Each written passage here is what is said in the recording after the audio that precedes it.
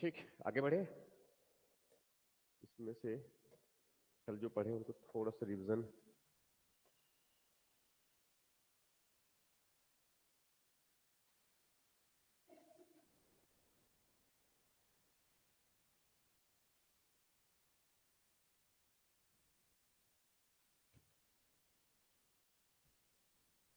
कल यही डिस्कस किया हम लोगों ने।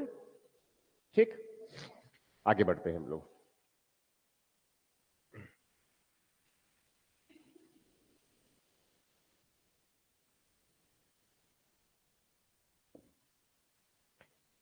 ठीक है, और कल जो डिस्कस किया हम लोगों ने इस पर, वो क्या था, 6ठी सदी ईसा पूर्व में जो है विदेशी आक्रमण हुए थे, उसके बाद फिर आगे कंटिन्यू लिए थे। विदेशी आक्रमण जो हुआ था किस वर्ष का सबसे पहले हुआ था भारत में, उत्तर पश्चिमी क्षेत्र में? अखमनी या फिर इखमनी। कहां से? ईरान से।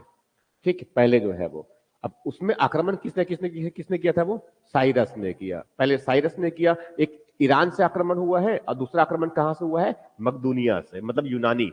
ठीक है, अब उसमें जो है एक पहले कौन है? अखमनी वंश जिनको हम कहते हैं, और इसमें जो शासक कौन था? साइरस। और साइरस के बाद यहाँ पर डेरियस।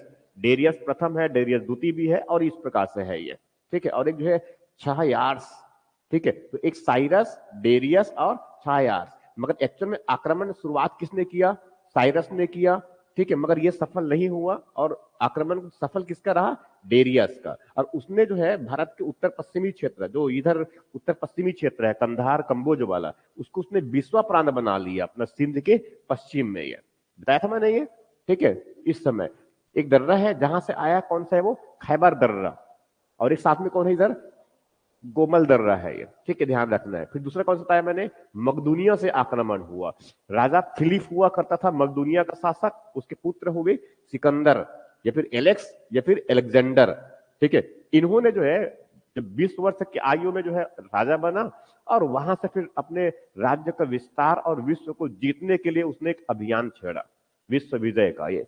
ठीक है, और उसने भारत की उत्तर पश्चिमी क्षेत्र में, इस तरफ ईरान और इराक क्षेत्र जो पहले इस तरफ जो अखमनी वंश हुआ करता था, उनको नष्ट करके जो है वह भारत के उत्तर पश्चिमी क्षेत्र में आया, सिंध के पश्चिम की तरफ आया। तो वहां पर जो है कंबोज और कंधार वाला राज्य था, गंधार वाला राज्य था। तो गंधार के शासक कौन थे? अंबी। उसने उनका स्वागत किया, और स्थानीय स्तर पर जो कुछ क्षेत्रीय और शासक थे उनको कुछ उसने परास्त कर दिया। एक जो है बहुत महत्वपूर्ण शासक जिसने उसके विरुद्ध संघर्ष किया था, वो कौन था? पोरस। वो कौन सा? पोरस। पोरस जो है झेलम और इस तरफ चेनाब नदी किनारे उनका राज्य हुआ करता था। किनका?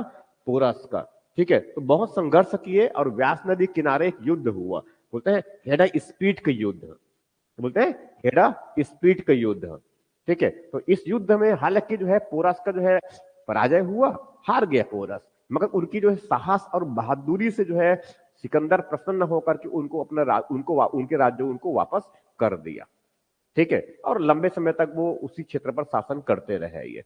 ठीक, इस तरह से ये। और इसके साथ साथ कुछ स्थानीय गणराज्य भी थे जिनको जो है सिकंदर ने परास्त किया था उत्तर पश्चिमी क्षेत्र में ये। उसके बाद फिर जो है सिकंदर उस जीते हुए क्षेत्र को जब यहां से जब व्यास नदी को पार नहीं कर पाए, उनके सैनिक मना कर दिया, और भारत में आगे आक्रमण करने से ये। ठीक है, इस समय तक्षशिला में जो है कौन है? कौटिल्य, और साथ में चंद्रगुप्त जो है उनकी सेना में ही है। ठीक है, चंद्रगुप्त मौर्य जो है उनकी सेना में, किनकी सेना में? सिकंदर की सेना में। और वो परेशान किया हुआ सबको। वो कभी उनका जो है वो प्रतीक चिन्ह उनको जला दिया, तो कभी वहां पर जो उनके जो सैनिक के जो उनका जो कैंप है, उसके जो है खाने में उसने जहर मिला, मतलब जहर में से चूहा हुआ को, बीमार चूहा को छोड़ दिया, और सब विषैले बन गए। कई सैनिक उससे भगवान को प्यारे हो गए। ठीक है, तो ऐसे कई तरह से परेशान किया, कोई तंत्र मंत्र से, तो कोई भगवान का जो है कुछ और भगवान का जो है डर दिखा करके जो है कि भारत की पृथ्वी के जो देवता है, भारत के भगवान, वो सब आपसे बहुत खफा है, आप लोग आक्रमण किए हैं, बेगुनाह लोगों को मार रहे हैं, इस तरह का भय दिखा करके। तो ऐसा जो है चंद्रगुप्त मौर्य भी, और उस तरफ कौटिल्य जो है वो भी, कई तरीके से जैसे तैसे करके जो है उनको सिकंदर से वहां से भारत से भगाना था। ठीक है, और फाइनली वापस चले ही गए। सिकंदर का स्वास्थ्य बहुत खराब हो रहा था, और लास्टली बेबीलोन, ईरान के उधर इराक क्षेत्र में बेबीलोन जगह है एक, वहां जाते जाते भगवान को प्यारे हो गए, बहुत कम वर्ष के आयु में, कोई 32-33 साल के आसपास में। ठीक है, तो करीब करीब जो है 32-33 की एज में थे, और उसके बावजूद उसने इतना बड़ा काम किया कि आज भी हम उनको, ठीक है, इसलिए कुछ काम करो तो ऐसे काम करो। ठीक है, तो सिकंदर के जीते हुए क्षेत्र थे, उसने उनको वापसी से पहले यहां से 5 भागों में बांट दिया। सिंध का जो उत्तर और पश्चिमी भाग किसको दिया? फिलिप। फिलिप मतलब वो सेल्यूकस, उनका जो सेनापति हुआ करता था, ठीक, उनको दे दिया। सिंध और झेलम का जो बीच है इधर वाला, ये उनको किसको दे दिया? अंभी। ठीक है, सिंध और झेलम का बीच किसको दिया? अंभी को। वो झेलम और व्यास या फिर चेनाब कहते हैं, किसको दिया? पोरस को दिया। और सिंधु के जो निचला हिस्सा है किनको दिया? पिथोन को दिया। समझा रहे? तो इस प्रकार से क्या है, ये क्षेत्र को विभाजन कर दिया। उसके बाद फिर बताया था मैंने कि जब आक्रमण कर दिया भारत में, जो है ये लोग अपना कुछ समय तक यहाँ पर रहे, कुछ बस्ती बसाया उन्होंने, तो उनका प्रभाव कहां पर आया? भारत पर आया। उनका प्रभाव कहां पर आया?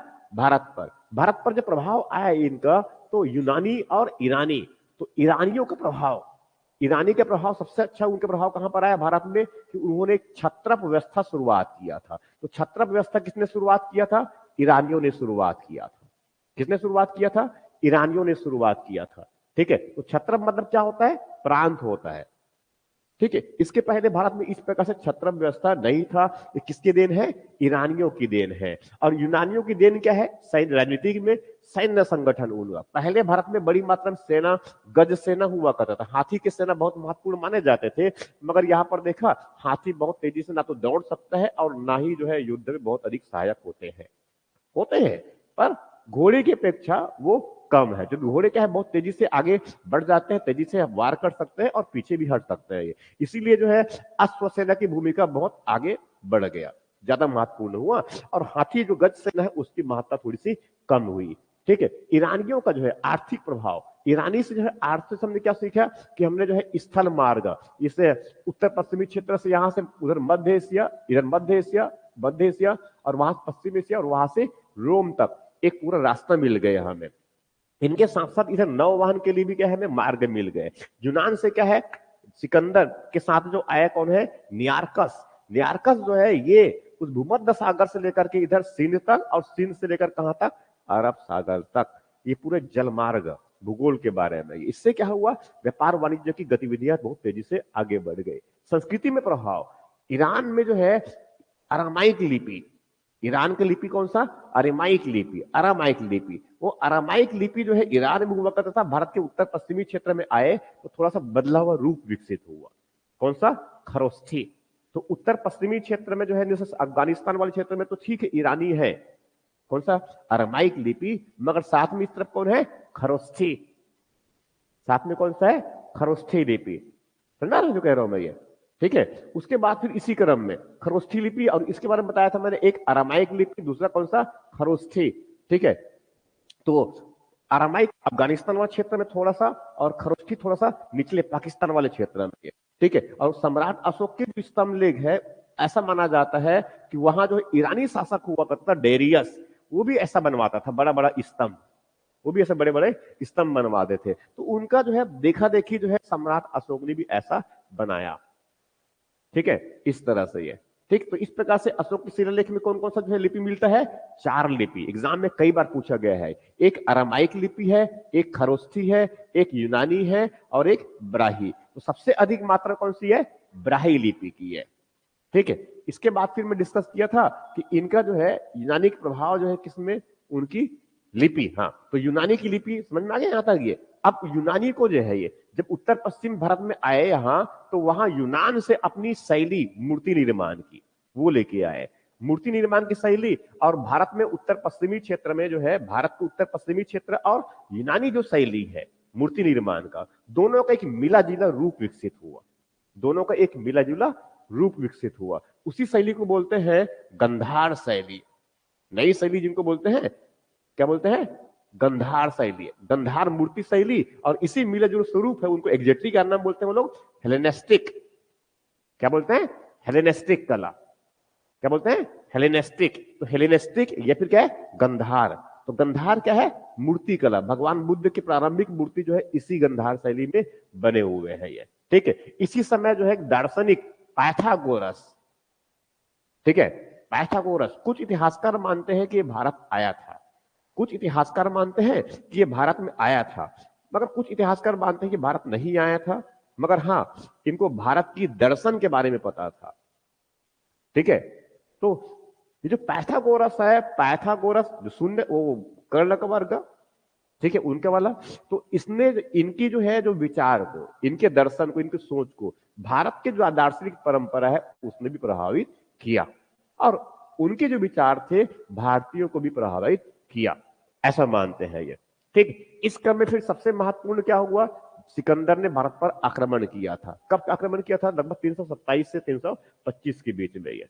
ठीक है, इस समय जो है, इस समय ये, ठीक है, तो ये जो तिथि है ये भारत के लिए बहुत महत्वपूर्ण है, क्योंकि भारत में इतिहास लेखन में जो है इस तरह से तिथियों का प्रयोग, इस तरह तिथियों का प्रयोग जो है नहीं किया जाता था। भारत के इतिहास लेखन में जो है इस तरह से तिथियों का प्रयोग, मतलब स्पष्ट रूप से जो तिथि का प्रयोग इस तरफ से नहीं किया जाता था। ये नहीं करने का मतलब क्या हुआ कि स्पष्टता नहीं मिलता था, मगर यहां से स्पष्ट हो गया कि अब ये हमारे पास में तिथि है। कौन सा? 325, 327 से लेकर 325 के बीच इस समय सिकंदर आए हैं, और उस समय इस समय मगध किनारे जो बड़ा शक्तिशाली राजवंश है, और कौटिल्य भी है, और चाणक्य, इस तरफ चंद्रगुप्त मौर्य, तो ये सब इस कालखंड के है।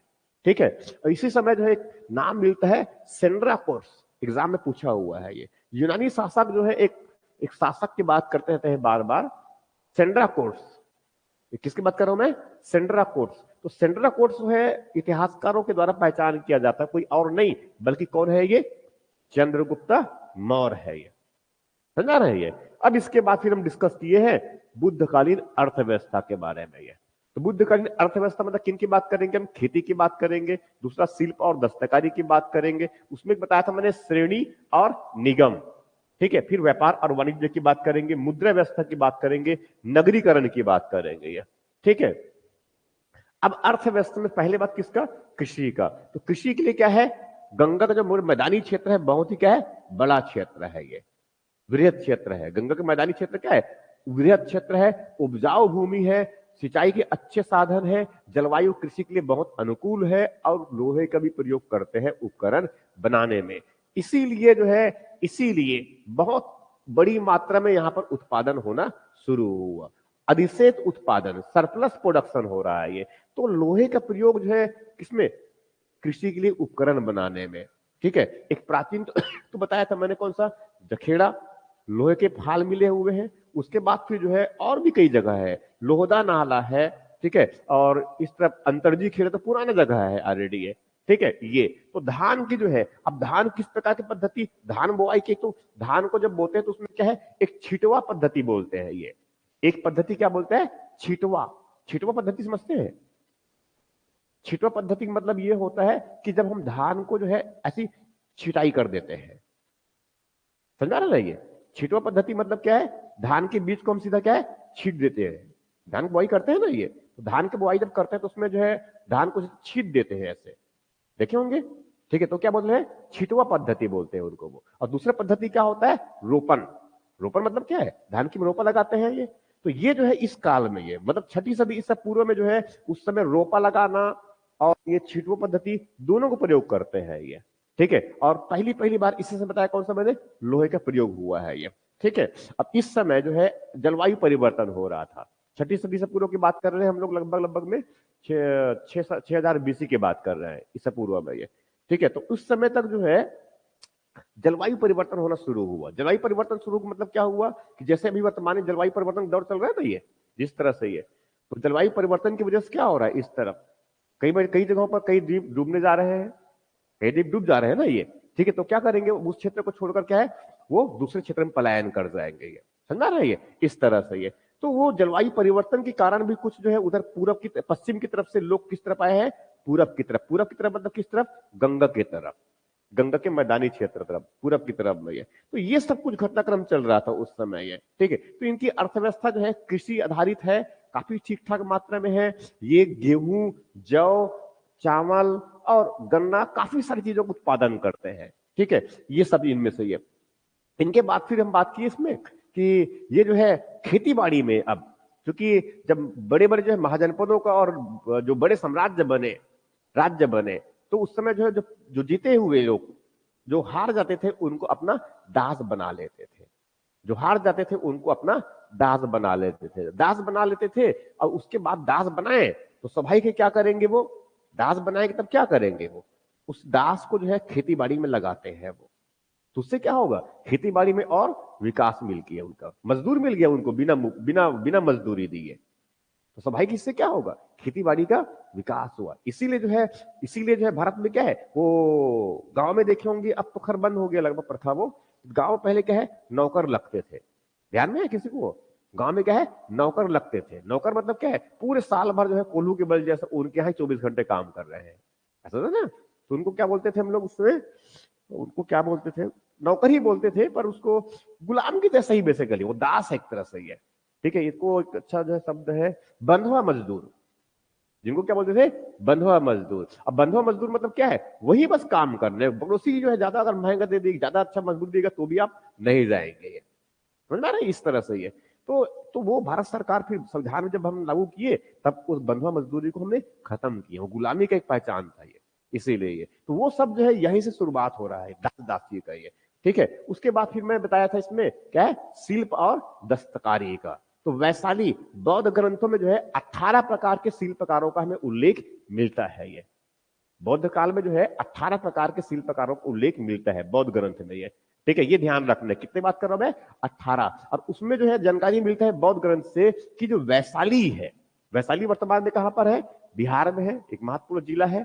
वैशाली जो है बिहार का एक महत्वपूर्ण जिला है। और वैशाली में ही जो एक नगर वधु, क्या नाम बताया था मैंने, अरे ये तो याद रखना चाहिए, आम्रपाली। कौन है, आम्रपाली। मिस इंडिया उस समय का मान के चलो, तो मिस वैशाली उस समय का मान के चलो वो, तो वैसी तो कौन है, वैशाली। तो वैशाली में जो है 500 जो है कुम्हारों की बस्ती है, 500 कुम्हारों की, 500 कुम्हारों का एक बस्ती है ये।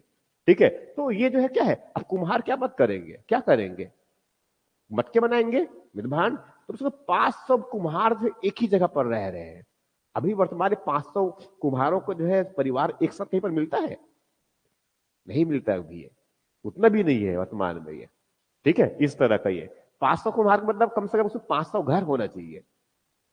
ठीक है, अब 500 घर होने का मतलब बहुत बड़ा बस्ती हो गया वो, यही हुआ ना ये। ठीक, जैसे मैं अगर खुद देखूं तो हमारे आसपास गांव है, उसमें कितना, किसी में 100 है, किसी में 150 है, किसी में 200 बस्ती है, घर है, उस मकान होते हैं। ये बड़ा होगा तो फिर तब जाकर के 500 मतलब बहुत बड़ा होता है ये। ठीक है, तो ऐसे ही है। अब इसके साथ साथ जो है इसी साथ साथ में एक जो है शिल्पकारों का संगठन है, एक क्या है, श्रेणी और निगम। तो श्रेणी का जो मुखिया होता है उसे क्या बोलते हैं, ज्येष्ठक। एग्जाम में कई बार पूछा गया है ये, ज्येष्ठक जो है कौन है, तो श्रेणी का मुखिया है। और श्रेणी बेसिकली क्या है, शिल्पकारों का एक संगठन है। निगम क्या है, ये भी शिल्पकारों का एक संगठन है, बड़ा संगठन है, जिसके मुखिया क्या बोलते हैं, श्रेष्ठी। तो ज्येष्ठक किसको बोलते हैं, श्रेणी का जो मुखिया है उनको क्या बोलते हैं, ज्येष्ठक। और श्रेणी किसको बोलते हैं, निगम का जो मुखिया है ये। ठीक, इस तरह से ये, तो ये हो गया। उसके बाद फिर जो है इसमें व्यापार और वाणिज्य की बात किया था मैं, किसकी बात किया था, व्यापार और वाणिज्य। तो व्यापार किस प्रकार का, आंतरिक व्यापार है और साथ में बाह्य व्यापार है। ठीक है, हम बुद्ध काल की पढ़ रहे हैं एक्चुअल में, 6ठी सदी से पूर्व में। तो उस समय बुद्ध काल में क्या है, बौद्ध ग्रंथ से जानकारी मिलती है कि 100 गाड़ियों से लदे हुए सामान का कारवा, 100 गाड़ी मतलब किनसे, बैलगाड़ी की बात कर रहे हैं। और उसमें सामान मतलब क्या लदे रहेंगे, उसमें अनाज लदे रहेंगे ये। तो उनका कारवा जो है एक साथ अनाज को बेचने के लिए निकलता है। ऐसा उल्लेख कौन मिलता है, बौद्ध ग्रंथ में। जिस तरफ भगवान बुद्ध या फिर जो है वो बुद्ध के अनुयायी जो है जिस रास्ते से चलते हैं, उस रास्ते से जो है इतना बड़ी मात्रा में अनाजों का कारवा चलता है बैलगाड़ियों लेकर के, इस तरह से ये। ठीक है, इसी समय और जानकारी किससे मिलती है, पाणिनि के अष्टाध्यायी से। किससे, पाणिनि के अष्टाध्यायी। तो अष्टाध्यायी किसकी रचना है, पाणिनि की है ये, समझ रहे हैं, इस तरह से ये। इससे भी जानकारी मिलता है कि उस समय बहुत ठीक ठाक मात्रा में जो है व्यापार वाणिज्य हुआ करते थे, व्यापार मार्ग हुआ करते थे। एक जो है तक्षशिला, बताया था मैंने, ये तक्षशिला प्राचीन विश्वविद्यालय भी है भारत का, सबसे प्राचीन विश्वविद्यालय विश्व का, न केवल भारत बल्कि विश्व का। कौन सा, तक्षशिला। तो तक्षशिला से जो है इस तरफ गंगा के मैदानी क्षेत्र, मतलब तक्षशिला से इधर हरियाणा, और वहां से पश्चिमी उत्तर दिल्ली होते हुए पश्चिमी उत्तर प्रदेश, और फिर मध्य उत्तर प्रदेश, फिर उसके बाद पूर्वी उत्तर प्रदेश, फिर वहां से बिहार, और वहां से बंगाल तक एक पूरा ऐसे क्या था, एक रास्ता बना होता था ये। इसी रास्ते क्या बोलते थे, उत्तरा पथ। इसी रास्ते क्या बोलते थे, उत्तरा पथ। तो एक जो है क्या था, जो तक्षशिला से कहां पर, लाहौर आया, पाकिस्तान में लाहौर। वहां से क्या है, एक सियालकोट, क्या है, सियालकोट से कहां पर, मथुरा, और मथुरा से कहां पर, श्रावस्ती, वहां से कहां, पाटलिपुत्र, और वहां से बंगाल में जो है ताम्र लिप्ति। ठीक है, ये जगह है ये। तो ये क्या है, ये पूरे यहां से यहां क्या है, एक रास्ता है ये। बाद में जानते हैं मध्यकाल में इसी को जो है वो शेरशाह सूरी नाम का एक शासक था, सुरु साम्राज्य में, मुगल काल में। ठीक है, मुगल काल में, तो उसने इसी को जो है ग्रांड ट्रंक रोड, के डेवलप किया। किसने, मध्यकाल में यह। समझ में आ रहा है जो कह रहा हूं, ये प्राचीन काल से बहुत महत्वपूर्ण एक मार्ग बना रहा है ये। और वर्तमान में अगर देखें तो ये वर्तमान में जो है यही बहुत महत्वपूर्ण रास्ता है वर्तमान में हमारा। ये नेशनल हाईवे है, ये बड़ा नेशनल हाईवे है इस तरफ का ये।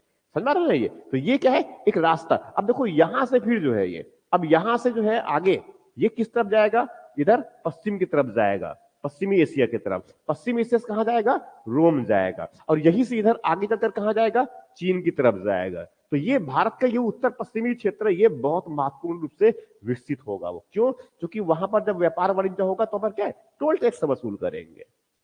क्या है, टोल टैक्स वसूल करेंगे। टोल टैक्स वसूल करने से क्या होगा, वहां जो शासक है, जैसे कि आगे चलकर क्या पर कौन था, कुषाण, बड़ा शक्तिशाली हुआ, बहुत धन मिला उनको वो। ठीक है, तीस तरह से ये। और दूसरा, ठीक है, अगंतर निकाय बताया था मैंने, किस धर्म ग्रंथ है ये, अगुंतर निकाय किस धर्म का है, बौद्ध धर्म का। जातक कथा, भगवान बुद्ध के जो है उनके पुनर्जन्म की कथा किससे मिलता है हमें, जातक कथा के रूप में मिलते हैं ये। ठीक है, तो उसमें जो है इससे जानकारी मिलता है, एक अगुंतर निकाय और साथ में जातक ग्रंथ से जानकारी मिलता है कि उत्तर पश्चिमी क्षेत्र जो तक्षशिला है, जो तक्षशिला बताया मैंने यहां पर, तक्षशिला से जो है इधर पश्चिम, इधर एक तो मध्य एशिया में ऊपर की तरफ चले गए तो सेंट्रल एशिया है, तुर्कमेनिस्तान है, किर्गिस्तान है, उज्बेकिस्तान है, इस तरफ व्यापार। इधर इस तरफ पश्चिम में जाएंगे तो ईरान, इराक, और इधर फिर आगे टर्की, यहां तक व्यापार। और वहां फिर आगे किस तरफ, रोमन तक। तो रोमन साम्राज्य के साथ व्यापार, पश्चिमी एशिया से व्यापार, मध्य एशिया से व्यापार, ये स्थल मार्ग वाला है, चाइना के साथ व्यापार इधर ये, और बाकी तो जल मार्ग वाला ऑलरेडी है। समझा रहे हैं जो कह रहा हूं मैं ये। इस प्रकार से क्या है, तो यहां से क्या है, बड़ी मात्रा में सोना और चांदी हम यहां से आयात करते थे। कहां से, मध्य एशिया से। भारत में भी जो सोना तो वैसे भी थोड़ा कम है हमारे पास में ना, तो सोना अब तो ठीक, अब तो लगभग खत्म ही हो गया। थोड़ा बहुत मात्रा में छत्तीसगढ़ में मिलता है हमारा ये महासमुंद वाले एरिया से, सोना खान वाले से, और उस तरफ कोनार खान में थोड़ा बहुत मात्रा में है ये। तो अब सोना उतना इंडिया में उत्पादन होता नहीं है ये, मैक्सिमम हम लोग क्या करते हैं, आयात करते हैं। मुद्रा, मुद्रा मतलब किस प्रकार का, तो छठी सदी ईसा पूर्व में पहली बार क्या हुआ है, मुद्रा का विकास हुआ। इसके पहले हमारे पास में कोई मुद्रा नहीं थे। मुद्रा समझते हैं ना, ये मुद्रा सिक्के। ठीक है, तो पहले जो है हमारे पास में मुद्रा, ढलवा मुद्रा, अभी जैसे सिक्के बनते हो क्या है, ढलवा सिक्के है। ऐसा कोई सिक्के हमारे पास में नहीं हुआ करता था। वो सिक्के कैसे थे, आहत सिक्के थे। आहत सिक्के मतलब क्या है, जो चांदी का थोड़ा टुकड़ा है, पतली पट्टी है, उस पर थप्पा लगा दिया, वो क्या बन गया, आहत सिक्के। ये फिर थप्पा लगा दिया, तंपांकी सिक्के बोलते हैं एक्चुअली इनको। वो समझ आ रहा है जो कह रहा हूं मैं, इस तरह से ये। तो ये जो है हम कल पढ़े हैं ऑलरेडी, ये हम कल पढ़े हैं। अब यहां से मैं आगे ले रहा हूं। ठीक है, याद करना बहुत इंपॉर्टेंट है फैक्चुअल चीजों को वो। ठीक है, अब यहां से आगे बढ़ते हैं हम लोग। तो अब यहां से आगे बढ़ते हैं हम लोग। अब इसमें कुछ कुछ बातें और हैं, उनको बताते जा रहा हूं फटाफट भैया। ठीक है, कुछ कुछ बातें बता रहा हूं मैं। ठीक है, जैसे कि ये मैंने इकोनॉमिक्स बता दिया मैंने इसमें। अब इस समय जो है, एक तो क्या हुआ इसमें जो है, इस छठी सदी ईसा पूर्व में, इस समय छठी सदी ईसा पूर्व में एक तो क्या हुआ है,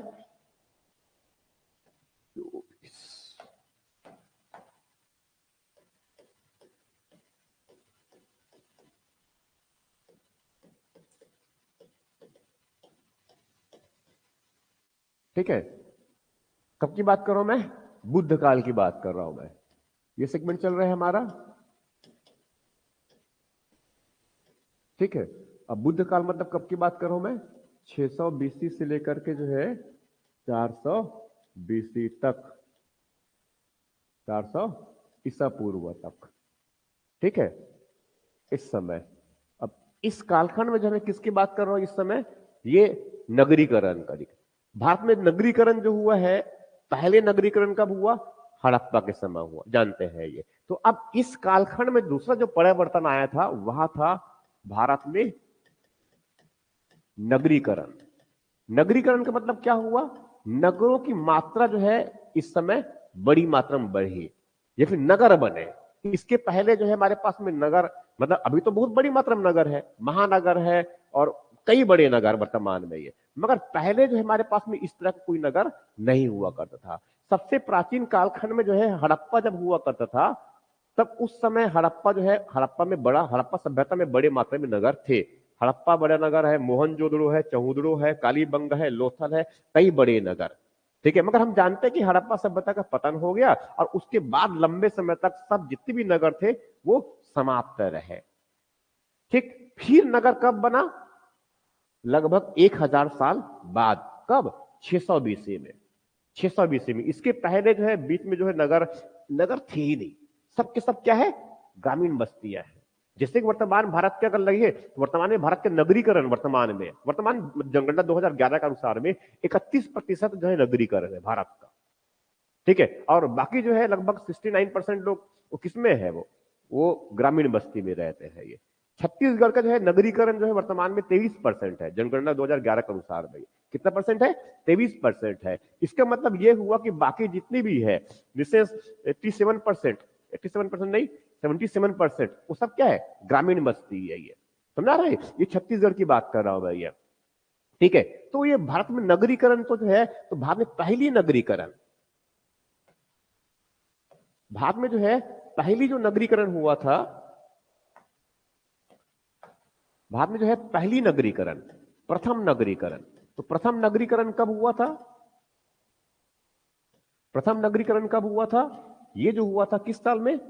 हड़प्पा, हड़प्पा सभ्यता के काल में, इसके काल में हुआ था। मगर ये सब क्या हो गया? पतन हो गया। ये सब क्या है? इनका पतन हो गया। किसका? इस नगर का ये, ठीक है। तो ये क्या है? प्रथम नगरीकरण हुआ था। अब यहां पर जो है 600 बीसी में, बुद्ध काल में, किनकी बात कर रहे हैं हम लोग? बुद्ध काल में। तो बुद्ध काल में क्या हुआ है? बुद्ध काल में क्या हुआ?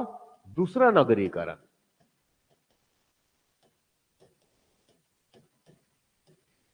दूसरा नगरीकरण, दूसरा नगरीकरण का मतलब क्या बात कह रहा हूं एक्चुअल में, कि भारत में जो है दूसरी बार नगरीकरण हुआ है। दूसरी बार नगरीकरण का मतलब क्या हुआ? इस समय बड़े बड़े नगर बने। अब बड़े नगर के मतलब कहां पर? इस सब कहां बनेंगे? भारत के विभिन्न क्षेत्र में नगर बनेंगे। जैसे बड़े नगर, चंपा एक बड़े नगर है, ठीक है। ये क्या है? चंपा एक बड़े नगर है। यहां पर क्या है? पाटलिपुत्र, ये क्या है? एक बड़े नगर है। छत्तीसगढ़ में सिरपुर एक बहुत महत्वपूर्ण नगर है ये, ठीक है। वैसी मल्हार, ये भी क्या है? बहुत महत्वपूर्ण नगर है ये। यहां पर आरंग, ये छत्तीसगढ़ का आरंग, ये भी बहुत महत्वपूर्ण नगर है ये, ठीक है। इसके साथ इधर आगे बढ़ जाएंगे तो यहां पर क्या है? श्रावस्ती है, कोसल है, ठीक है, साकेत है, अयोध्या है, साकेत है, वाराणसी है, ठीक है, इधर उज्जैन है, इधर मथुरा है, इधर विराटनगर है, तक्षशिला है। ये सब क्या है? बड़े नगर है ऐसे। ये सब क्या है? बड़े नगर है ये। समझ में आ रहा है? ये इस तरफ अमरावती, यहां पर धान्य कटक है। तो ये सब क्या है? बड़े नगर है ये। इस तरह से क्या है? बड़े बड़े नगरों का विकास हुआ। कब? कब? 6ठी सदी ईसा पूर्व में। कब हुआ है? 6ठी सदी ईसा पूर्व में यह, ठीक है। एक सेकंड।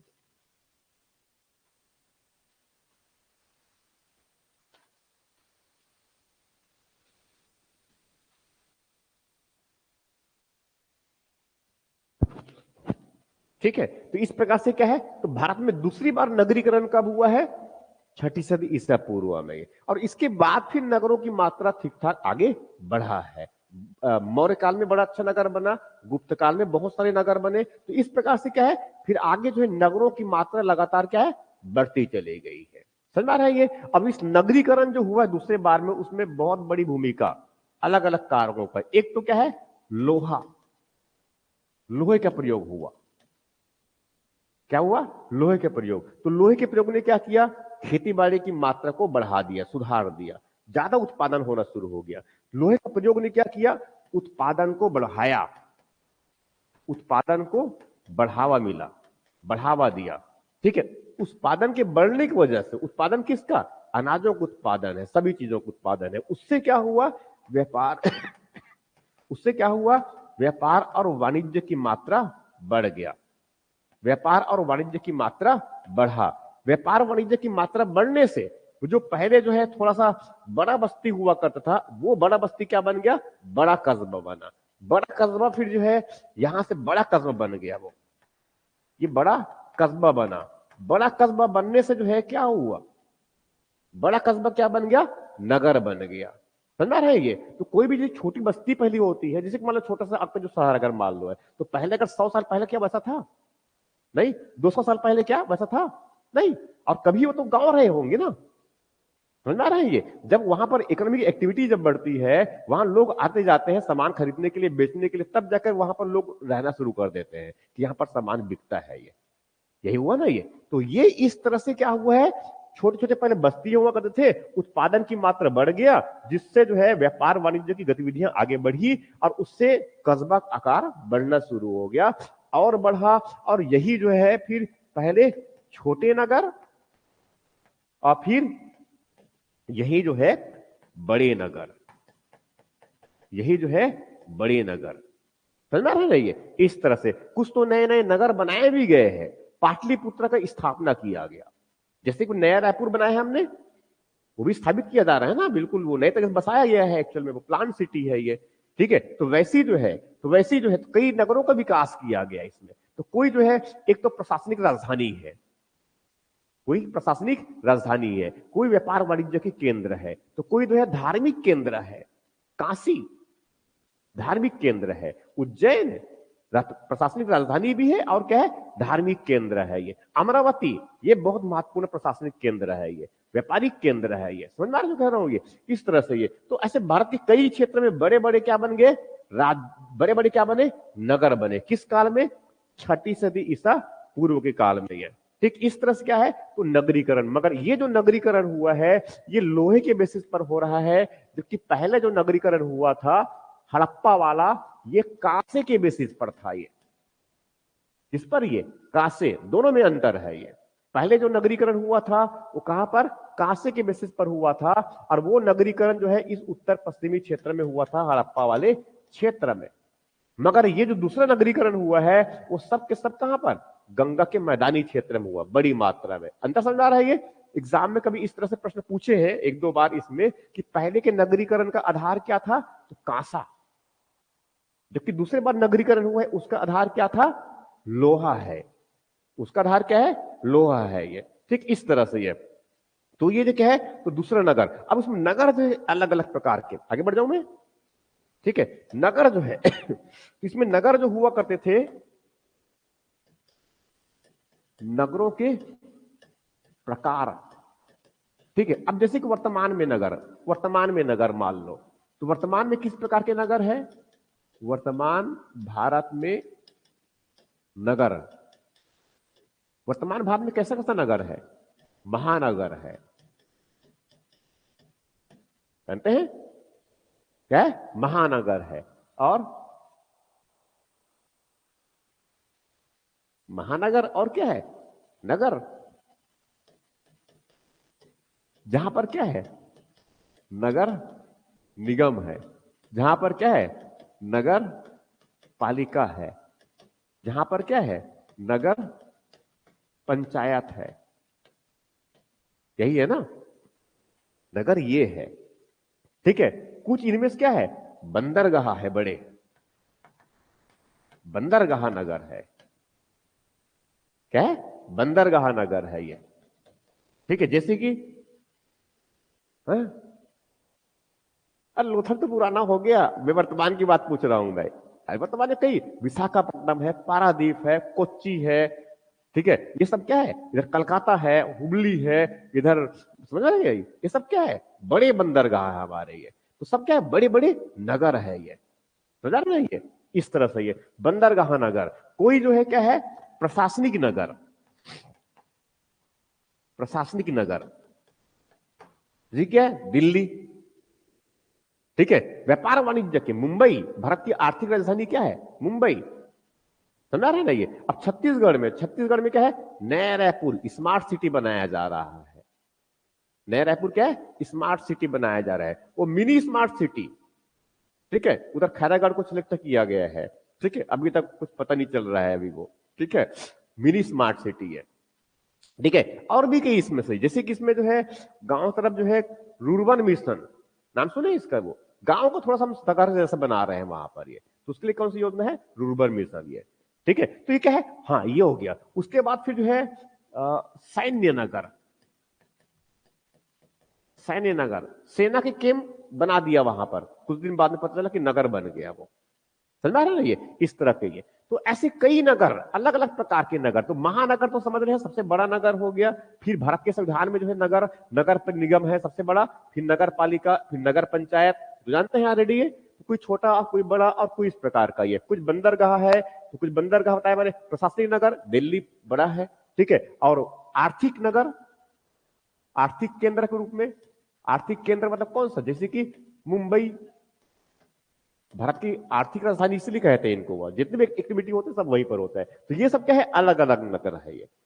ठीक है, अब उस समय की बात कर रहा हूं मैं ये, कब, 620 में उस समय नगर। तो उस समय कुछ जो है क्या है, पूर्व, उस समय क्या बोलते हैं, किसको, पूर्व कहते हैं।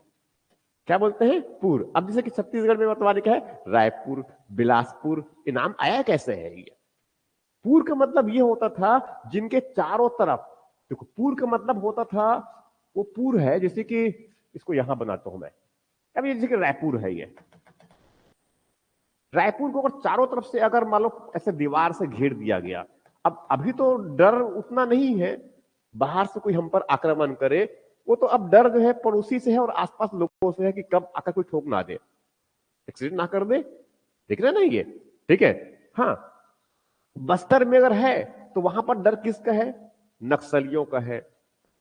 कम अगर कम से कम जो है इधर उत्तर प्रदेश वाला उस पर आक्रमण कर देगा, इधर महाराष्ट्र वाला आक्रमण कर देगा, एमपी आक्रमण कर देगा, इधर झारखंड आक्रमण कर देगा, दक्षिण से तेलंगाना आक्रमण कर देगा, ऐसा डर नहीं है।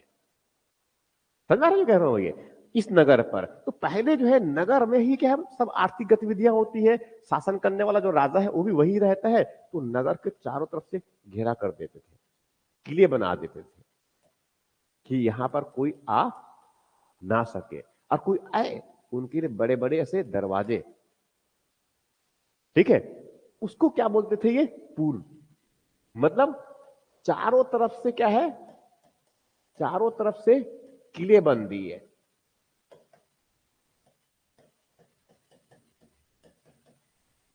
उसे क्या बोलते हैं, पूर्व। इसीलिए वर्तमान में जो है बिलासपुर, रायपुर, ठीक है, और भी कई पूर्व, ये तो यहां के बता रहा हूं मैं, बाकी सब जगहों पर इस प्रकार से पूर्व बने हैं ये। ठीक है, और कुछ जो है मतलब ये क्या है, तो ये जो है ये चारों तरफ से क्या है, किलेबंदी, इनसे ये क्या है, सुरक्षा दीवार, ये सुरक्षा दीवार है कि कोई उस पर आक्रमण ना करे, इस तरह का। और एक और हुआ करता था दूसरा जो है, उसको बोलते हैं नगर दुर्ग। इनको भी क्या है, नगर दुर्ग कहते थे ये। तो नगर दुर्ग मतलब क्या हुआ कि ये जो है, नगर दुर्ग मतलब क्या हुआ कि ये गांव से बाहर, जैसे कि बड़ा क्षेत्र है, जैसे कि देखिए ना वर्तमान में, जैसे कि अब जैसे लाल किला है, ये लाल किला जानते हैं ऑलरेडी, तो राजा मुख्यतः कहां रहता है, वही रहता है। मगर लाल किला को इतने बड़े क्षेत्र में बनाने का क्या मतलब रहा है उनका, बहुत बड़ा एरिया है वो। ठीक है, आप लोग तो गए ही नहीं होंगे, ठीक है, मैंने गया, बहुत बड़ा एरिया है एक्चुअल में वो। ये कोई भी किला होता है, जैसे कि जो है अब यहाँ रायपुर में, तो रायपुर में एक मिट्टी की किला पुराना खंडहर मिलता है उस तरफ, बूढ़ा तालाब के तरफ में, ये वहां पर किला मिलता है, वो मिट्टी के कुछ ऐसे टीले जैसे है, मानते हैं कि वहां पर पुराना जो है किला हुआ करता था। ठीक है, और छत्तीसगढ़ में जो है रतनपुर का किला नाम सुने हैं, ठीक है, वैसे जो है उस तरफ रतनपुर किला, कोसगई किला, कोसगई, हाँ वही कोरबा में है, कोसगई जगह है, वहां पर भी किला। एक्चुअली किले बनाने का मतलब ये है कि अगर मान लो दुश्मन को, अगर पड़ोस का दुश्मन अगर आक्रमण किया तो राजा जो है, राजा और राजा तो नहीं, वो तो लड़ने जाएगा, उनकी जो पत्नियां हैं, वो बच्चे हैं, बुजुर्ग है, और जो आसपास जो सब जो कमजोर लोग तबके के जो युद्ध करने नहीं जा सकते, वो सब महिलाएं, बच्चे, बुजुर्ग, वो सब उनको सुरक्षित रखना है तो कहां रखेंगे हम? किले में रखेंगे। समझना है कह रहा हूं ये? तो ऐसे बड़े बड़े किले बनाते थे एक्चुअल में। तो वैसे ही जो है नगर था, ये जो है क्या है, उसको क्या बोलते थे? नगर दुर्ग। उसको क्या बोलते थे? नगर दुर्ग। तो ये नगर दुर्ग को, नगर को जो है दुर्ग से, मतलब किले से जो है उनको सुरक्षित रखे जाते थे। किले से उनको जो है सुरक्षित रखे जाते थे। एक ये नगर हुआ करता था। दूसरा, तीसरा नगर हुआ करता था निगम। ये निगम जो शब्द है वर्तमान में प्रयोग करते हैं निगम हम ना, ठीक है, जैसे कहते हैं ना नगर निगम, ये निगम, ये थोड़ा सा क्या है, बड़ा नगर हुआ करता था। बड़ा मतलब क्या है? वो गांव और जो नगर, ना तो पूरा गांव है और ना तो पूरा नगर है, तो क्या बोलेंगे? संक्रमण नगर। क्या बोलेंगे? संक्रमण नगर। संक्रमण नगर का मतलब क्या है? अभी ये जो है नगर बनने की प्रक्रिया में है। समझना रही है? अब जो छोटा बस्ती है, तो छोटा बस्ती क्या है? बड़ा बस्ती बनता है। बड़ा बस्ती क्या बनेगा? थोड़ा सा और बड़ा कस्बा बनेगा, बड़ा कस्बा बन जाएगा। अब बड़ा कस्बा फिर क्या है? थोड़ा लेन देन की मात्रा बढ़ गया, दुकान की संख्या बढ़ गया, थोड़ा सा तो व्यापार वाणिज्य बढ़ गया, खेती बाड़ी करने वाले लोग वहां पर कम हो गए, गांव देहात में जाकर खेती करेंगे और यहाँ पर आकर के अपना सामान वामान खरीदेंगे। तो वो क्या बन जाएगा? थोड़ा थोड़ा करके धीरे धीरे क्या है, वो छोटा नगर। मगर कुछ किसान, कुछ खेती वाले भी रहते हैं और कुछ व्यापार वाणिज्य वाले भी रहते हैं। देखिए गांव देहात में ऐसा, और बड़ा जो है वहां पर खेती बाड़ी करने वाले भी लोग रहते हैं और व्यापार वाणिज्य करने वाले भी लोग रहते हैं। ये ठीक है। तो इस प्रकार का जो नगर होंगे क्या कहलाता है? वो संक्रमण नगर। तो उसी को क्या कहा गया? निगम। जैसे कि यहां पर ये नगर पालिका, ये तो पूरा नगर है, शहर है। नगर पालिका, नगर निगम बड़ा नगर हो गया, नगर पालिका ये भी बड़ा नगर हो गया। मगर जो नगर पंचायत है, ये जो नगर पंचायत है, वो नगर पंचायत बेसिकली क्या है? वो गांव और नगर के बीच का क्षेत्र है। जैसे कि जो है अभी जो अपना डोंगरगढ़ है, ठीक है, मेरा वो क्या है? नगर पंचायत है। मेरे ख्याल से आप लोगों का भी जो है नगर पंचायत होगा डोंगरगांव। वो क्या है? संक्रमण वाला है। ये समझ में आ रहा है जो कह रहा हूं मैं? इस तरह से ये, मगर राजनांदगांव निगम है, बिलासपुर निगम है, 14 निगम हमारे पास में छत्तीसगढ़ में है, नगर निगम, ठीक है। तो और रायपुर बड़ा निगम है। समझ रहा है? इस तरह से ये, तो वैसे ही कह रहा हूं मैं ये। तो ये उस समय निगम शब्द किसके लिए? संक्रमण जो नगर हुआ करते थे उनके लिए हुआ करते थे। एक और बहुत महत्वपूर्ण जो है छोटे नगर, एक हुआ करता था नगरक। ये सब एग्जाम में पूछे गए ना, इसलिए करवा रहा हूं मैं ये, ठीक है। ये थोड़ा छोटा नगर हुआ करता था। ये क्या है? थोड़ा सा छोटा नगर हुआ करता था। कौन? नगरक, ठीक है। और एक साथ में हुआ करता था, बौद्ध ग्रंथों में जानकारी मिलती है, महानगर। क्या होता है? महानगर। अब महानगर का मतलब यह है कि 6 बड़े महानगर बौद्ध ग्रंथ से जानकारी मिलती है। बौद्ध ग्रंथ से 6 बड़े नगर। अब 6 बड़े नगर में कुछ जिसे बता रहा हूं मैं, कौन सा? इसमें कौसाम्बी। कौसाम्बी कहां पर है? कौसाम्बी कहां पर है?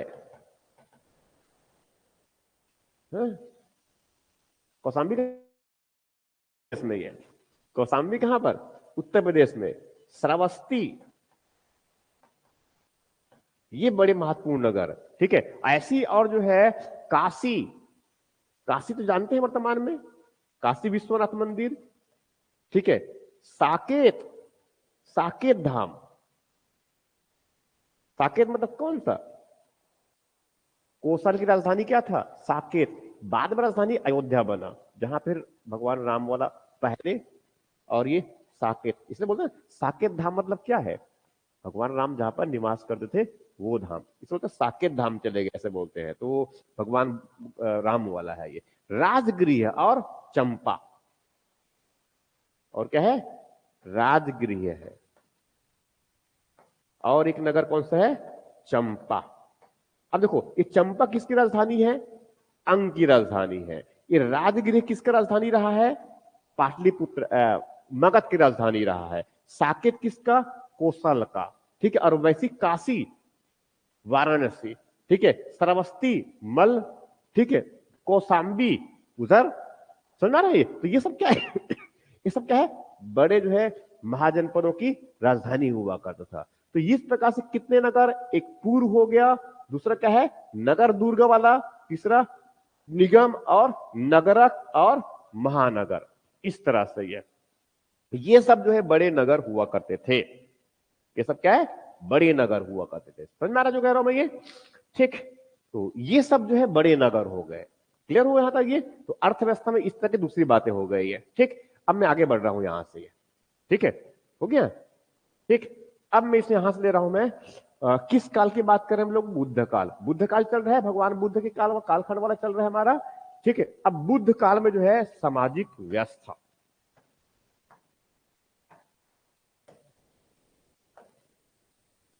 बुद्ध काल में क्या होगा?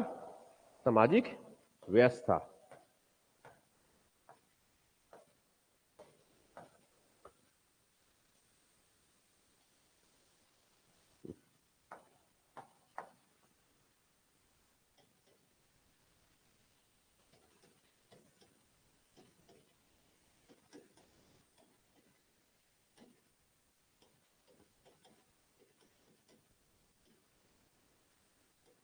बुद्ध काल में सामाजिक जीवन। ठीक है, प्रश्न यहां से कई प्रकार से बने हुए हैं, ये बताते चले जाऊंगा कि प्रश्न कैसे बने इस पर ये। ठीक है,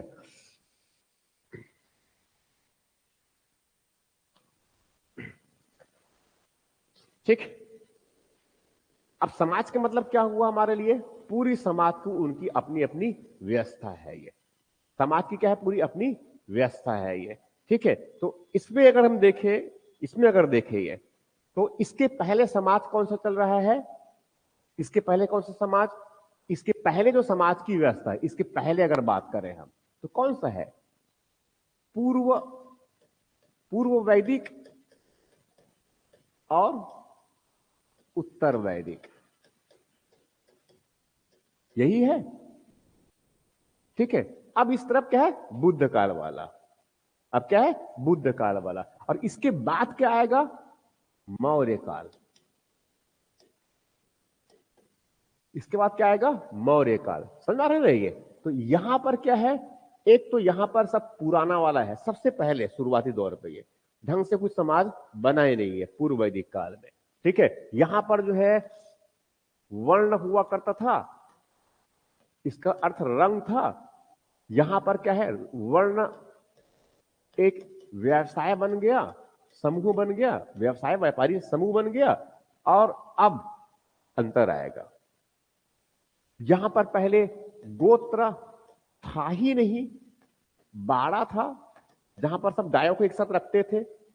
उत्तर वैदिक काल में जो है आगे चल करके मिलता है, गोत्र शब्द प्रयोग करते हैं, मगर इसका मतलब जो है कोई एक मूल पुरुष से उत्पन्न लोगों का समूह नहीं है। यहां पर क्या आएगा? गोत्र। ठीक समझ आ रहा है ये? पहले मुख्य चीजों को देख लो इसमें, जो कंटेंट कह रहा हूं मैं ये। एक यहां पर क्या बातें आएगी? पहले वर्ण की बातें। ठीक, यहां पर क्या आ जाएगा? गोत्र की बातें। ठीक है, अब यहां तो वर्ण है। ठीक है, तो वर्ण में कितने प्रकार का? पहले ब्राह्मण, क्षत्रिय, वैश्य और शूद्र। यहां कोई समस्या नहीं है, आ जा सकते हैं ऊपर नीचे में। कहीं ब्राह्मण जो है पढ़ाने का मन के तो पढ़ाया, और व्यापार करने का मन करेगा तो व्यापार कर लेगा, वो राजा बनने का मन करेगा तो राजा बन लेगा। कोई क्षुद्र जो है, जो भी अपना व्यवसाय पसंद है उनको अपने सार करेगा वो। मगर अब परिस्थितियां बदल चुकी है। अब परिस्थितियां क्या है? बदल चुकी है, ऐसा नहीं होगा वो। अब क्या होगा? कट्टरता आएगा। अब क्या होगा? कट्टरता। अब यहां पर देखो समाज में क्या क्या होगा। यहां पर तो पुराना जो इसमें क्या है, धीरे धीरे करके यहां पर क्या है, इसमें एक परिवार। तो पहले तो परिवार कुछ था ही नहीं, कबीलाई था।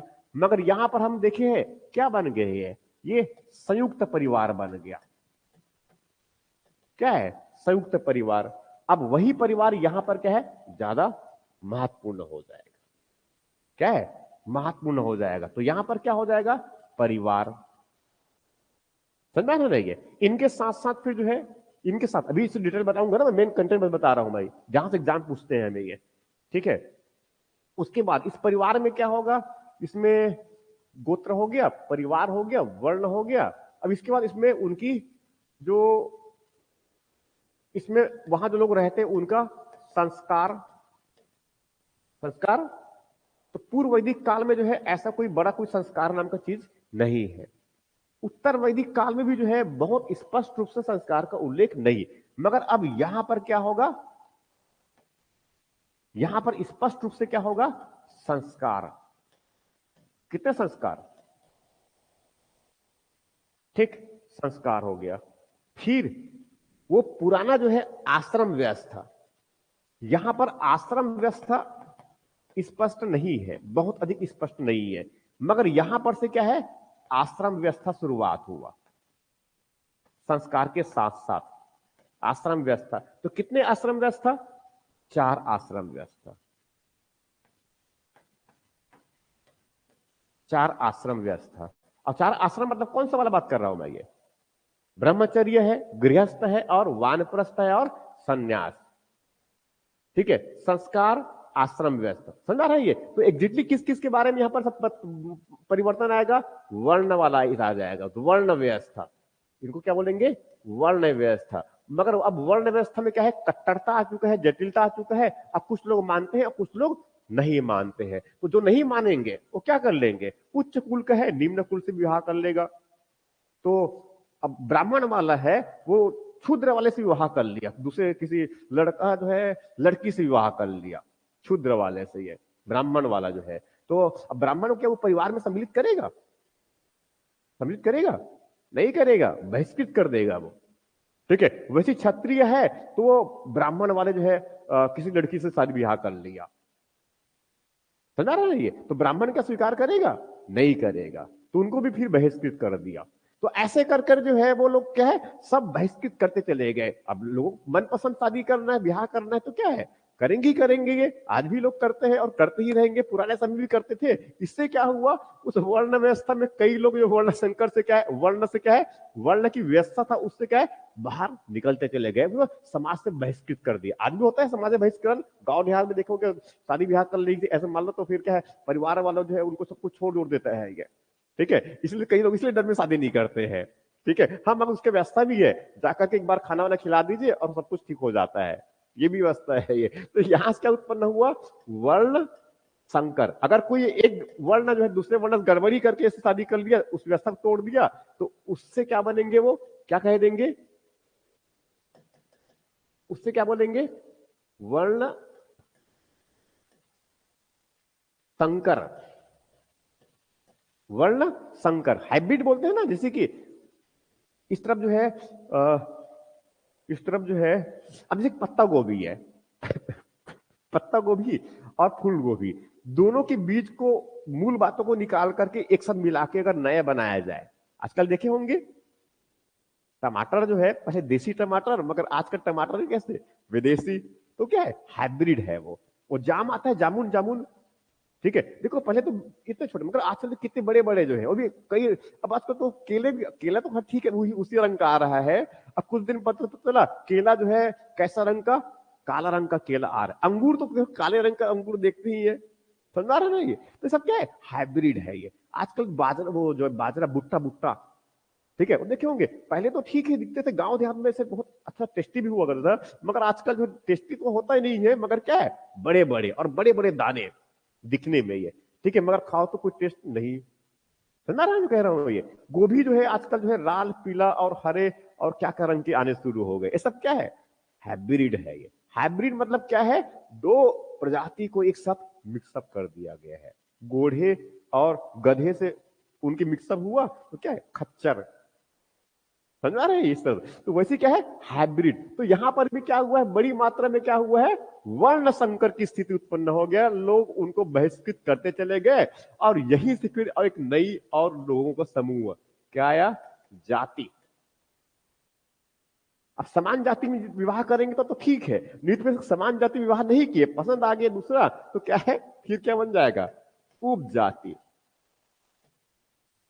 समझ में आ रहा है ये पूरा पूरा इसी समय कब चल रहा है, ये 600 BC में ये, ठीक है। तो ये पूरी स्टोरी इसी समय का है ये, ठीक है।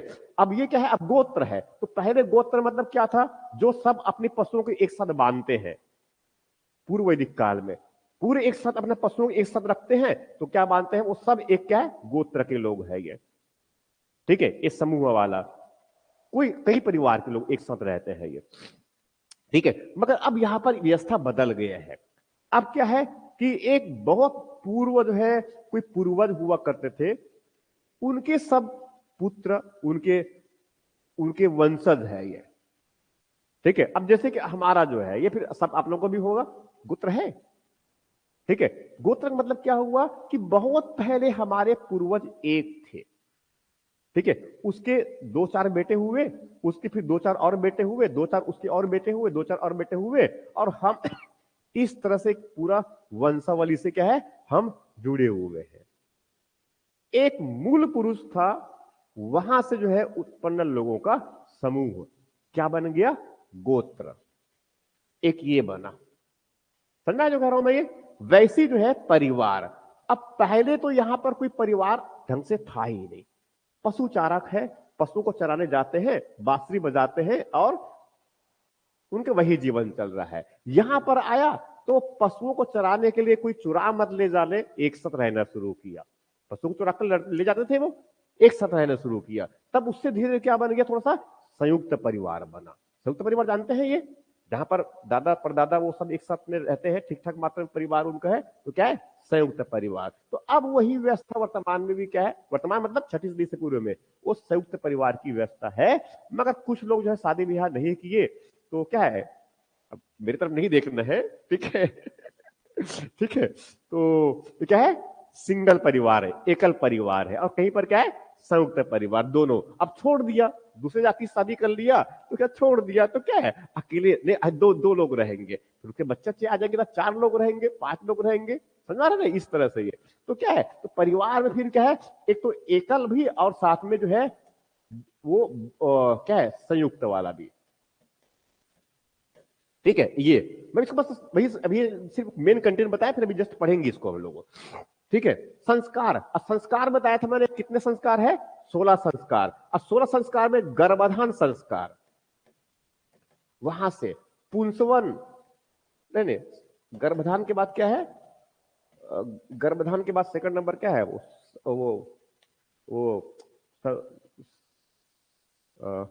वो टर्म्स भूल रहा है, दिमाग से निकल रहा है। गर्भाधान के बाद जो है इसमें, ठीक है, वो दिमाग में नहीं आ रहा है अभी, ठीक है। और कई, तो वहां से लेकर सबसे अंतिम संस्कार कौन सा है, अंत्येष्टि।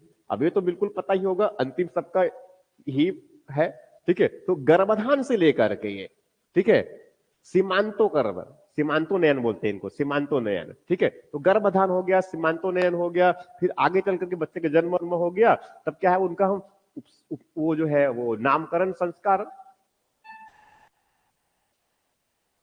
ठीक है, मैं 16 संस्कार की बात नहीं कर रहा हूं मैं, ठीक है। ये 16 संस्कार हो गए, चलो, ठीक है।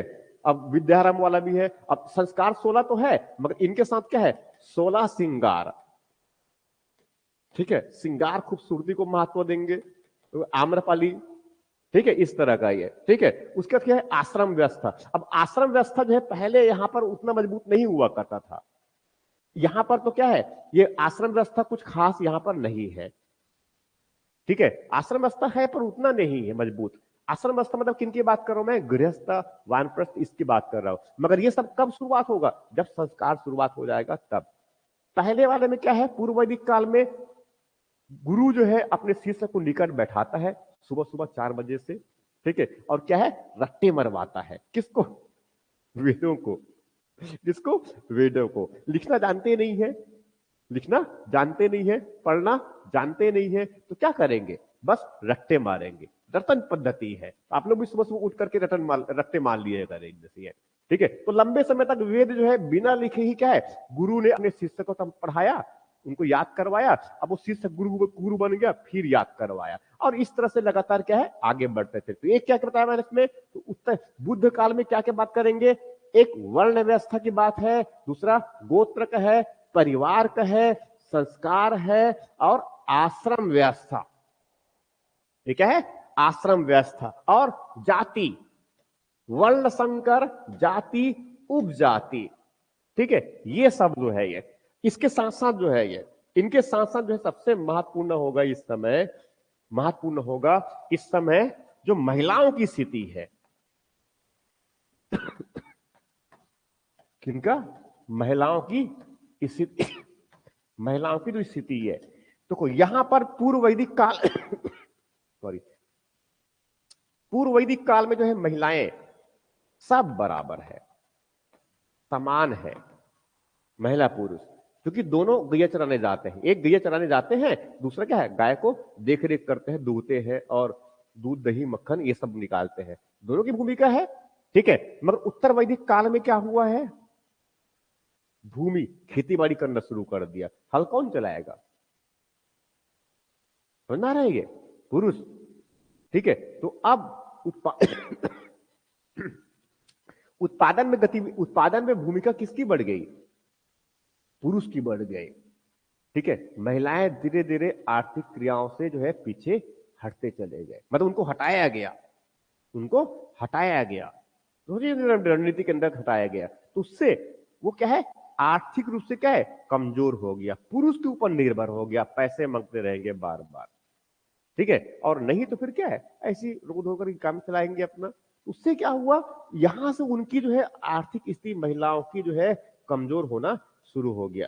अब जब आर्थिक स्थिति कमजोर होगा तो स्वाभाविक है समाज में उनकी स्थिति क्या है, ऐसी भी कमजोर, समझा रहे हैं, ऐसी भी कमजोर। छठी सदी तक के आते तक महिलाओं की स्थिति जो है बहुत और खराब हो गया, ठीक है। हालांकि जिस समय समाज में बहुत बड़ी मात्रा में सुधार के प्रयास किए गए भगवान बुद्ध, भगवान महावीर जैसे लोगों के द्वारा, और भी कई, मगर फिर भी जो है धीरे धीरे महिलाओं की जो स्थिति है वो लगातार गिरते जा रहा था। इनके साथ साथ दूसरा और महत्वपूर्ण सेगमेंट जो आता है वह है दास और दासी। पहले दास और दासी कम थे, यहां पर दास और दासी की मात्रा बढ़ा, समझा रहे ये। पहले जो है चंडाल समझते हैं, चंडाल, चोरी चंडाल की बात नहीं कर रहा हूं मैं, चोर चंडाल की नहीं। चंडाल मतलब जो है वो गांव के बाहर जहां मरघट है जलाने के लिए रहता है, उसे क्या बोलते हैं, चंडाल। तो क्या है, तो एक संडाल हो गया, निषाद हो गया। निषाद मतलब समझते हैं ना, निषाद, निषाद समझते हैं? अरे निषाद के मतलब जो मछुआरे मछली पकड़ने काम करते हैं, ठीक है, उनको। तो ऐसे जो है, तो ये सब लोग को, ये सब लोग क्या मानते हैं, ये सबसे निकृष्ट लोग हैं, ऐसा मानते हैं इस समय। जैसे है निकृष्ट लोग हैं, मतलब क्या है, क्षुद्र से भी निचले स्तर में है ये, ठीक है। इनको बस देख लेने से क्या है, अपवित्र हो जाते हैं ब्राह्मण जो है वो। इसीलिए चंडाल जो है जब गांव प्रवेश करता है थोड़ा उत्तर काल में, ठीक है, तो वो ऐसे बाजा लेके पहुंचते हैं, बाजते बजाते हुए कि मैं इनमें से चंडाल आ रहा हूं और मुझे देखने से लोग अपवित्र हो जाते हैं, तो दरवाजे खिड़कियां बंद कर ले, इस तरह का ये, ठीक है। तो ये समाज में इतनी बड़ी मात्रा में क्या हो रहा है, विभाजन, समझ में कह रहा हूं मैं, इस तरह से ही है, ठीक। अब इसी को थोड़ा सा हम क्या है फटाफट जल्दी से अच्छे से कर लेते हैं, ठीक है। तो क्या क्या बताइए, ये सब बातें इसमें आएगा, ये आगे बढ़ू मैं। तो किन की बात कर रहा हूं मैं, बुद्ध काल में समाज किस प्रकार का। पहले इसमें जो है समाज में जो है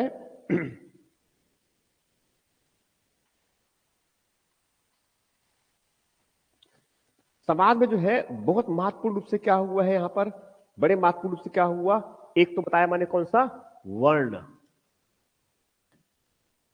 समाज में क्या है, वर्ण। तो पहले जो है वर्ण, पूर्व वैदिक काल में वर्ण का मतलब क्या था, रंग हुआ करता था। बाद में जो है वर्ण का अर्थ, पूर्व वैदिक काल में पहले वर्ण का अर्थ क्या था, रंग। पहले वर्ण का अर्थ क्या था, रंग। तो एक गोरा रंग का और एक काले, तो काले वाले अनार्य है और ये गोरे वाले आर्य है, ठीक है, मगर बाद में इस रंग के स्थान पर क्या बन गया, व्यवसाय बन गया। ठीक है, तब कुछ पुरोहित बन गए, पूजा पाठ करने वाले लोग, कुछ जो है राजन्य बन गए जो शासन करते हैं ये, और बाकी जो बच गए अन्य शेष लोग। अब शेष में कौन कौन लोग रहेंगे, या तो कुछ व्यापार करेंगे, या फिर कुछ खेती बाड़ी करेंगे, और कुछ लोग जो है इसमें सेवा बजाएंगे। 3 वर्ग। ठीक है, मगर बाद में जो है ये व्यवसाय के स्थान पर क्या बन जाएगा, व्यवसाय के स्थान पर क्या बन जाएगा कि व्यवसाय के स्थान पर क्या बन जाएगा, जन्म। अच्छा, अब यहां से ले रहा हूं मैं ये, तो वर्ण व्यवस्था यहां पर क्या हुआ, अब वर्ण, अब इसी काल में, उत्तर वैदिक काल में ही आगे हम जानते हैं ऋग्वेद के 10वें मंडल में जो है एक आदि पुरुष हुआ करता था। अब उस आदि पुरुष से हम पढ़े हैं ऑलरेडी ना, ये हम पढ़े हैं कि ऋग्वेद काल के उत्तर वैदिक काल में, तो कौन था, किस काल की बात कर रहा हूं मैं, उत्तर वैदिक काल में ये हुआ करता था। और इसमें हम जानते हैं कि ऋग्वेद के जो है, ऋग्वेद की कौन सा 10वें मंडल, 10वें मंडल के जो है किसमें, पुरुष सूक्त में, पुरुष सूक्त में एक बताया था मैंने कि एक आदि पुरुष हुआ करता था। आदि पुरुष, कोई उनको ब्रह्मा भी कह देते हैं, मगर बच्चों ब्रह्मा नहीं है। आदि पुरुष जो है उसने अपना बलि दिया यज्ञ में, और उससे जो है 4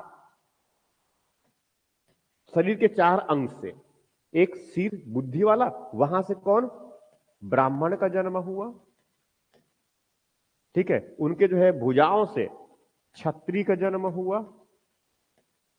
किनका, क्षत्रिय का जन्म हुआ, क्षत्रिय स्पेलिंग गलत हो गया है, क्षत्रिय का जन्म हुआ। और उनके जंघों से किनका, वैश्य का जन्म हुआ। और उसके बाद फिर जो है क्षुद्र, उनके पैरों से। ठीक है, इसके अलावा जो है सूर्य, चंद्रमा, इनका भी जन्म किससे, इसी आदि पुरुष से हुआ। ठीक है, मगर इसमें अभी कोई कट्टरता नहीं है, कोई कट्टरता नहीं है। कट्टरता नहीं है इसका मतलब क्या हुआ कि कोई ब्राह्मण क्षत्रिय बन सकता है, तो कभी ब्राह्मण क्षत्रिय, क्षत्रिय भी ब्राह्मण बन सकता है काम के आधार पर। ठीक है, मगर अब यहां पर ऐसा नहीं होगा, अब यहां पर ऐसा नहीं होगा। वर्ण अगर है तो अब उनका आधार क्या बन जाएगा, जन्म।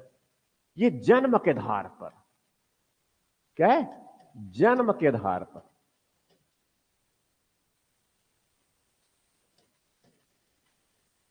जन्म के आधार पर जो है वर्ण व्यवस्था। इसका मतलब क्या हुआ, अब यहां पर जो ब्राह्मण है और जो क्षत्रिय है,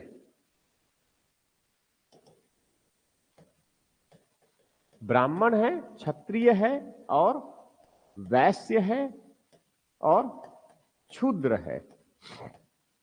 ब्राह्मण के यहां अगर जन्म लेंगे तो आपको ब्राह्मण ही बनने हैं, मतलब पुरोहित ही काम करेंगे, पढ़ाने काम करेंगे, बड़े संस्कृत पढ़ने आए या मत आए, मगर ब्राह्मण मतलब अब ब्राह्मण ही काम करेंगे आप।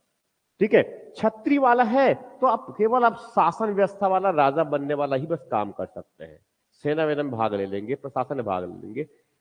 कोई वैश्य जो है क्षत्रिय नहीं बन पाएगा वो। देखिए पहले क्या थे, अपने काम को बदल करके वहां अपने रुचि के अनुरूप जो है किसी परिवर्तन हो सकते थे। ये तो ये जो है ये मोबिलिटी था। तो समाज के पहले वर्ग जिनके पास विशेष अधिकार है, इनके पास क्या है, विशेष अधिकार है। क्या अधिकार, दान दक्षिणा प्राप्त करेगा। अभी जो है दूसरा का कोई, मैं अगर दान मांगूंगा तो मुझे कोई देगा, मगर मैं टोका चंदन टिकली उकली लगा के चले जाऊं तो फिर हे भगवान कह दूंगा तो फिर भगवान आपका कल्याण करे, कुछ तो मिल जाएगा। हालांकि कभी तो वो और भी मिल जाता है बहुत कुछ, समझा रहे ना ये, इस तरह का। तो क्या है, ब्राह्मण। तो अब क्षत्रिय तथाकथित स्वयं को अगर क्षत्रिय कहते हैं, इसका मतलब क्या है, वो वो क्या है, ये क्षत्रिय मतलब क्या है, जो सुरक्षा का काम करता है। अभी जैसे कि भारत में जो है अगर देखें तो सेना में जो है, फोर्स में हमारा ज्यादातर जो है कौन, वो राजस्थान और हरियाणा वाला जो क्षेत्र है वहां से ज्यादा मात्रा में है फोर्स में। अभी अग्निवीर सबसे अधिक हरियाणा और उसी तरफ है, अग्निवीर जानते हैं ना ये, ठीक है। तो वो तो, तो उस क्षेत्र में जो है तो वो राजस्थान वाला राजपूताना वाला क्षेत्र है, वैसे भी राजपूत वाला क्षेत्र है। और राजपूत मतलब स्वयं को क्या मानते हैं, क्षत्रिय मानते हैं, बड़ा शक्तिशाली है। पूर्वज शक्तिशाली रहे हैं, अब तो कुछ बचा ही नहीं है, फिर भी आज भी वैसे ही वैसा। तो क्या है, क्षत्रिय भी क्या है, कट्टरता। वैश्य, वैश्य क्या काम है, ये सिर्फ यही उत्पादन करता है, ये राजा बन गया और कर की वसूली कर रहा है, और ये ब्राह्मण बन गया और दान दक्षिणा लेकर के उनको मिल रहा है। कमाने वाला कौन है, वैश्य बस अकेले काम करता है पूरी समाज में, और उसके साथ हेल्प कौन करता है, शूद्र वाला। ये तो आर्थिक स्थिति इनकी ऐसी भी कमजोर है बहुत, तो ले देकर उसने क्या सोच लिया कि भाई मैं ठीक है सबको सेवा ही करूंगा, ऐसे भी थोड़े बहुत कुछ है ही नहीं उनके पास में। तो जो आर्थिक रूप से जो कमजोर थे वो क्या बन गए, धीरे धीरे शूद्र बन गए। तो उसका बेटा भी क्या बनेगा, शूद्र, और कौन सा काम करेगा, सबसे निचले तबके वाले वाला, चमड़ा वाला काटने वाला काम कर देगा, कुछ और इस तरह के वो चंडाल वाला गिरी काम, शव जलाने का, सफाई स्वच्छता वाला काम, कौन, यही। क्यों, आर्थिक स्थिति कमजोर है तो यही काम कर लिया, खुद से स्वीकार कर लिया। उत्पादन में काम करता है तो खेती बाड़ी भी ठीक ठाक करते हैं और व्यापार वाणिज्य भी करते हैं, कौन, ये वैश्य लोग। क्षत्रिय लोग सुरक्षा देने के नाम पर धन की वसूली कर रहे हैं, समझा रहे हैं ये। और ब्राह्मण लोग काम धाम कुछ नहीं है, शिक्षा देने के नाम पर और यज्ञ हवन करवाने के नाम पर बड़ी मात्रा में दान दक्षिणा लेकर के अमीर बन गए। तो मेनली क्या हो रहा है, सबको क्या चाहिए, धन चाहिए। ब्राह्मण भी धन चाह रहा है, ये भी धन चाह रहा है, और ये तो उत्पादन करता ही है स्वयं, ठीक है। मगर समाज में क्या है, सबसे सर्वोच्च स्थान पर कौन है, ब्राह्मण, दूसरे नंबर में क्षत्रिय, तीसरा में वैश्य और शूद्र। शूद्र के पास तो कोई अधिकार है ही नहीं। इसके बाहर आप और देखेंगे, इसके बाहर, इससे और निचली स्तर में, तो वहां पर क्या हो जाएगा, दास, दासी, और वो चंडाल और निषाद, ये सब क्या है, और निचले तबके के लोग हैं। ये समाज में जो इस प्रकार से क्या है, असमानता आया है। अब ये तो ठीक मैंने बता दी यहां तक ये। अब मान लो जो है स्थिति इस प्रकार की भी है, ठीक है। अब ये तो एक कड़े कड़े नियम बना रहे हैं, इतने कड़े कड़े नियम बनाएंगे तो सभाई की क्या होगा। इसलिए कानून भी बनाना चाहिए तो किस पे, बहुत देख से फ्लेक्सिबिलिटी होना चाहिए। बहुत कड़े कानून बना देंगे तो क्या होगा, कानून के तोड़ने की संभावना बहुत ज्यादा होती है। इसलिए संविधान में हमारा क्या है, फ्लेक्सिबिलिटी है। संविधान में क्या है, ठीक है समाज की परिस्थितियां बदल रही है या फिर हमारी व्यवस्था बदल रही है, तो संविधान को थोड़ा सा बदलाव कर लो। 106 पर बदल ही लिए ऑलरेडी हम लोगों ने, और बदल सकते हैं और बदलेंगे, बदलते ही रहेंगे, ठीक है। मगर इन लोगों ने क्या है, एकदम कठोर टाइप का बना रखा है। ब्राह्मण है, यही एक ढांचा है। समाज में 4 ही बस वर्ण है, जन्म लेंगे तो आपको इसी में फिट बैठना है। चीन में जाएंगे तो केवल एक ही दल है, जन्म लेते ही वो एक दल का हिस्सा बन गया। भारत में क्या है, जितने भी दल बनाओ, हमने सबके लिए अपने अपने पसंद का सांचा बनाने का व्यवस्था खुद दे रखा है। मगर इन्होंने क्या किया है, एक ही सांचा बना रखा है और सब में उसी को फिट बैठने के लिए कहते हैं, और सबके लिए क्या है, रिजर्व कर दिया है कि आप इसमें आएंगे, इसमें आएंगे, आप इसमें आएंगे, आप इसमें आएंगे। सभाई के क्या करेंगे, अब जरूरी थोड़ी कि उनके पसंद से शादी ब्याह करें, अपनी पसंद भी देखेंगे, तब क्या करेंगे, इस वर्ण व्यवस्था के क्या है, उल्लंघन करेंगे। ये वर्ण व्यवस्था क्या है, उल्लंघन। तो इसमें कई लोग क्या है, इसको नहीं माने, तो नहीं माने तो वो क्या करेगा, दूसरे ब्राह्मण किससे, क्षत्रिय वाले से, कभी वैश्य जो है किससे, ब्राह्मण या क्षत्रिय से, कभी शूद्र पसंद आ गया तो उससे भी शादी ब्याह हो सकता है। ये समझ है, तो उससे क्या होगा, एक वर्ण का दूसरे वर्ण के साथ में क्या होगा, मेलजोल बढ़ेगा, संबंध बढ़ेंगे उनके, ठीक है, तो व्यवस्था बनेगी उनकी। तो उससे क्या होगा, उससे क्या होगा, अलग अलग वर्ण का मेल मिलाप हुआ तो उससे क्या उत्पन्न हो जाएगा, वर्ण संकर। वर्ण संकर, दो वर्ण का मेल जब होता है उसे बोलते हैं वर्ण संकर। ठीक, इस वर्ण संकर में क्या है, अब उसको बताया मैंने, वर्ण संकर उत्पन्न हो गया तो अब उसको क्या है, वो अपने उस व्यवस्था से क्या है, बाहर कर देंगे। उसे क्या है, बाहर कर देंगे। बाहर करने का मतलब क्या है, वो समाज से बहिष्कृत। ठीक।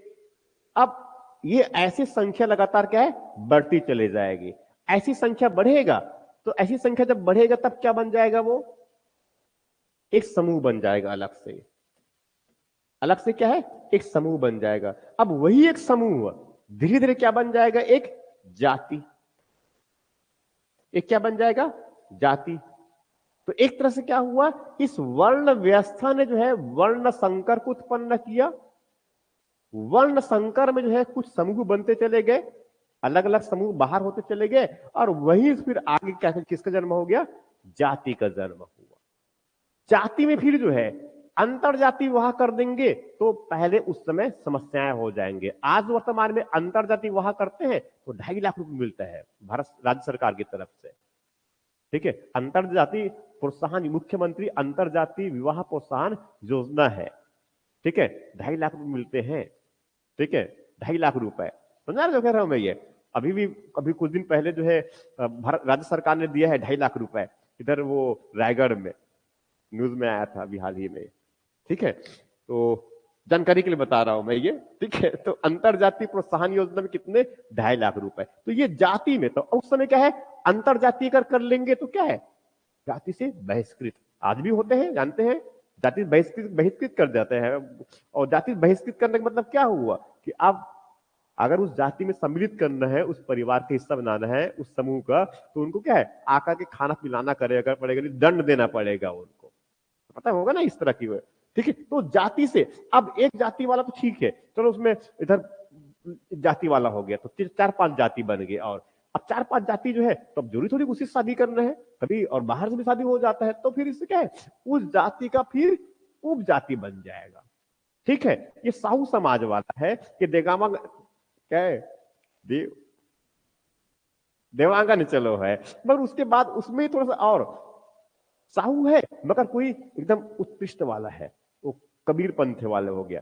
ठीक, मछली मछली कुछ नहीं खाते। दूसरा क्या है, निम्न स्तर वाला, समझा रहे नहीं, लोधी है, महालोधी है, और एक और क्या क्या और लोधी है, समझा रहे जो कह रहा हूं मैं। ये तो क्या है, वो एक ही जाति का है मगर उसी जाति में और अलग अलग, तो क्या है, उपजाति।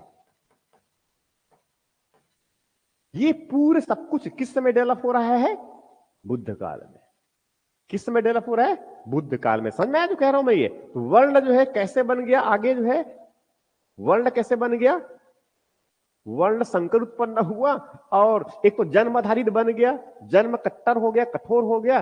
ब्राह्मण क्षत्रिय और वैश्य और शूद्र विशेष अधिकार इनके पास में है, तो स्वाभाविक, और उसका कोई इसका जब उल्लंघन हुआ तो उसी से क्या है, वर्ण संकर की स्थिति, और वही से फिर क्या है, जाति और उपजाति। ठीक, तो इस प्रकार से ये जो है स्थिति क्या हुआ, वर्ण की स्थिति है। क्लियर है यहां तक, ये आगे बढ़ू मैं। ठीक, अब इसके बाद दूसरे व्यवस्था इनका हुआ गोत्र का। इसका गोत्र, अब गोत्र जो है पूर्व वैदिक काल में गोत्र व्यवस्था तो था ही नहीं। पूर्व वैदिक काल में, पूर्व वैदिक में गोत्र शब्द ये नहीं था। जहां पशुओं को एक साथ रखते हैं अपने, ये पशुओं को एक साथ रखते हैं, उसे क्या बोलते हैं, बाड़ा। बाड़ा समझते हैं, बाड़ी, जहां पर पशुओं से लकड़ी का घेरा करके देते हैं, उसका बोल देंगे बाड़ा। ठीक है, तो वो बाड़ा था। अब इसमें जितने लोग पशु एक साथ रखते हैं, उत्तर वैदिक काल के आते तक वो क्या बन गया, एक गोत्र। अब 6ठी सदी ईसा पूर्व में जो गोत्र जो है, जहां पर पहले एक साथ पशुओं को जहां ऐसे रखते थे एक साथ, ये सभी समूह के लोग आपस में क्या कहलाते थे, गोत्र कहलाते थे।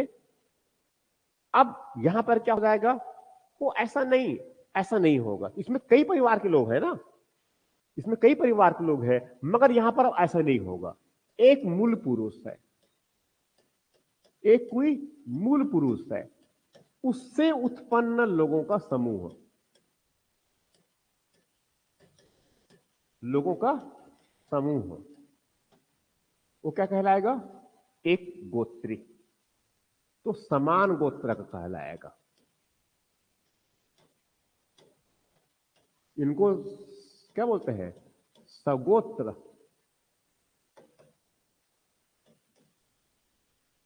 क्या बोलते हैं? सगोत्र। अब शादी ब्याह करेंगे तो दूसरे अंतर गोत्री वाला, क्या बोलते हैं उनको?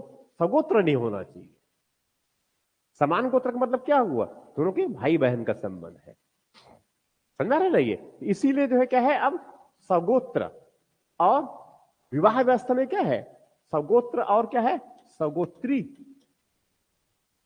ठीक है, सगोत्र और सगोत्री। तो अब इसके समान गोत्र अगर है तो वहां पर कुछ शादी व्यवस्था नहीं होगा। क्यों नहीं? क्योंकि वो किसी न किसी रूप में उनके पूर्वज एक ही रहे हैं, इसका मतलब वो आपस में भाई बहन के जैसे संबंध है, इस तरह का ये। ठीक है, तो अब ये मान्यता क्या है? बिल्कुल कड़ाई से पालन हो रहा है ये। तो एक क्या ने क्या बताया? गोत्र व्यवस्था हो गया। एक मैंने कैसे बताया? एक कौन सा बता देवा ने? अगर वर्ण, और वर्ण के साथ मैंने फिर क्या बताया इसमें? जाति। तो जाति कैसे आया? वर्ण से क्या बन गया? वर्ण संकर बना, और वर्ण संकर से फिर आगे क्या बन गया? जाति। और जाति से फिर जाति और उपजाति कह देता हूं इनको मैं। जाति और वहां से फिर जो है क्या बन गया? उपजाति। ये सब इस कालखंड की देन है ये। इसीलिए वर्तमान में भारत में जो है कितना, लगभग 3,500 से अधिक जातियां हैं। भारत में वर्तमान में क्या है? 3,500 से अधिक जातियां हैं ये। इस तरह से ये सब क्या है? ये सब क्या है? किस कालखंड की बात कर रहा हूं मैं? बुद्ध काल की है। ठीक है, अब ये तो ठीक है। अब दूसरा बहुत महत्वपूर्ण जो है इसमें जो हमें समझना है, इस समाज में जो है, अब इसमें देखो ये कुल है, तो कुल में किसमें? एक मूल पुरुष उत्पन्न लोगों के समूह की बात कर रहा हूं मैं। तो ये मूल पुरुष कौन होंगे? पिता। कौन है? पिता है। तो क्या होगा समाज में? भूमिका किसकी होगी? समाज कैसा होगा? पितृसत्तात्मक। समाज कैसा हो जाएगा? पितृसत्तात्मक। पितृसत्तात्मक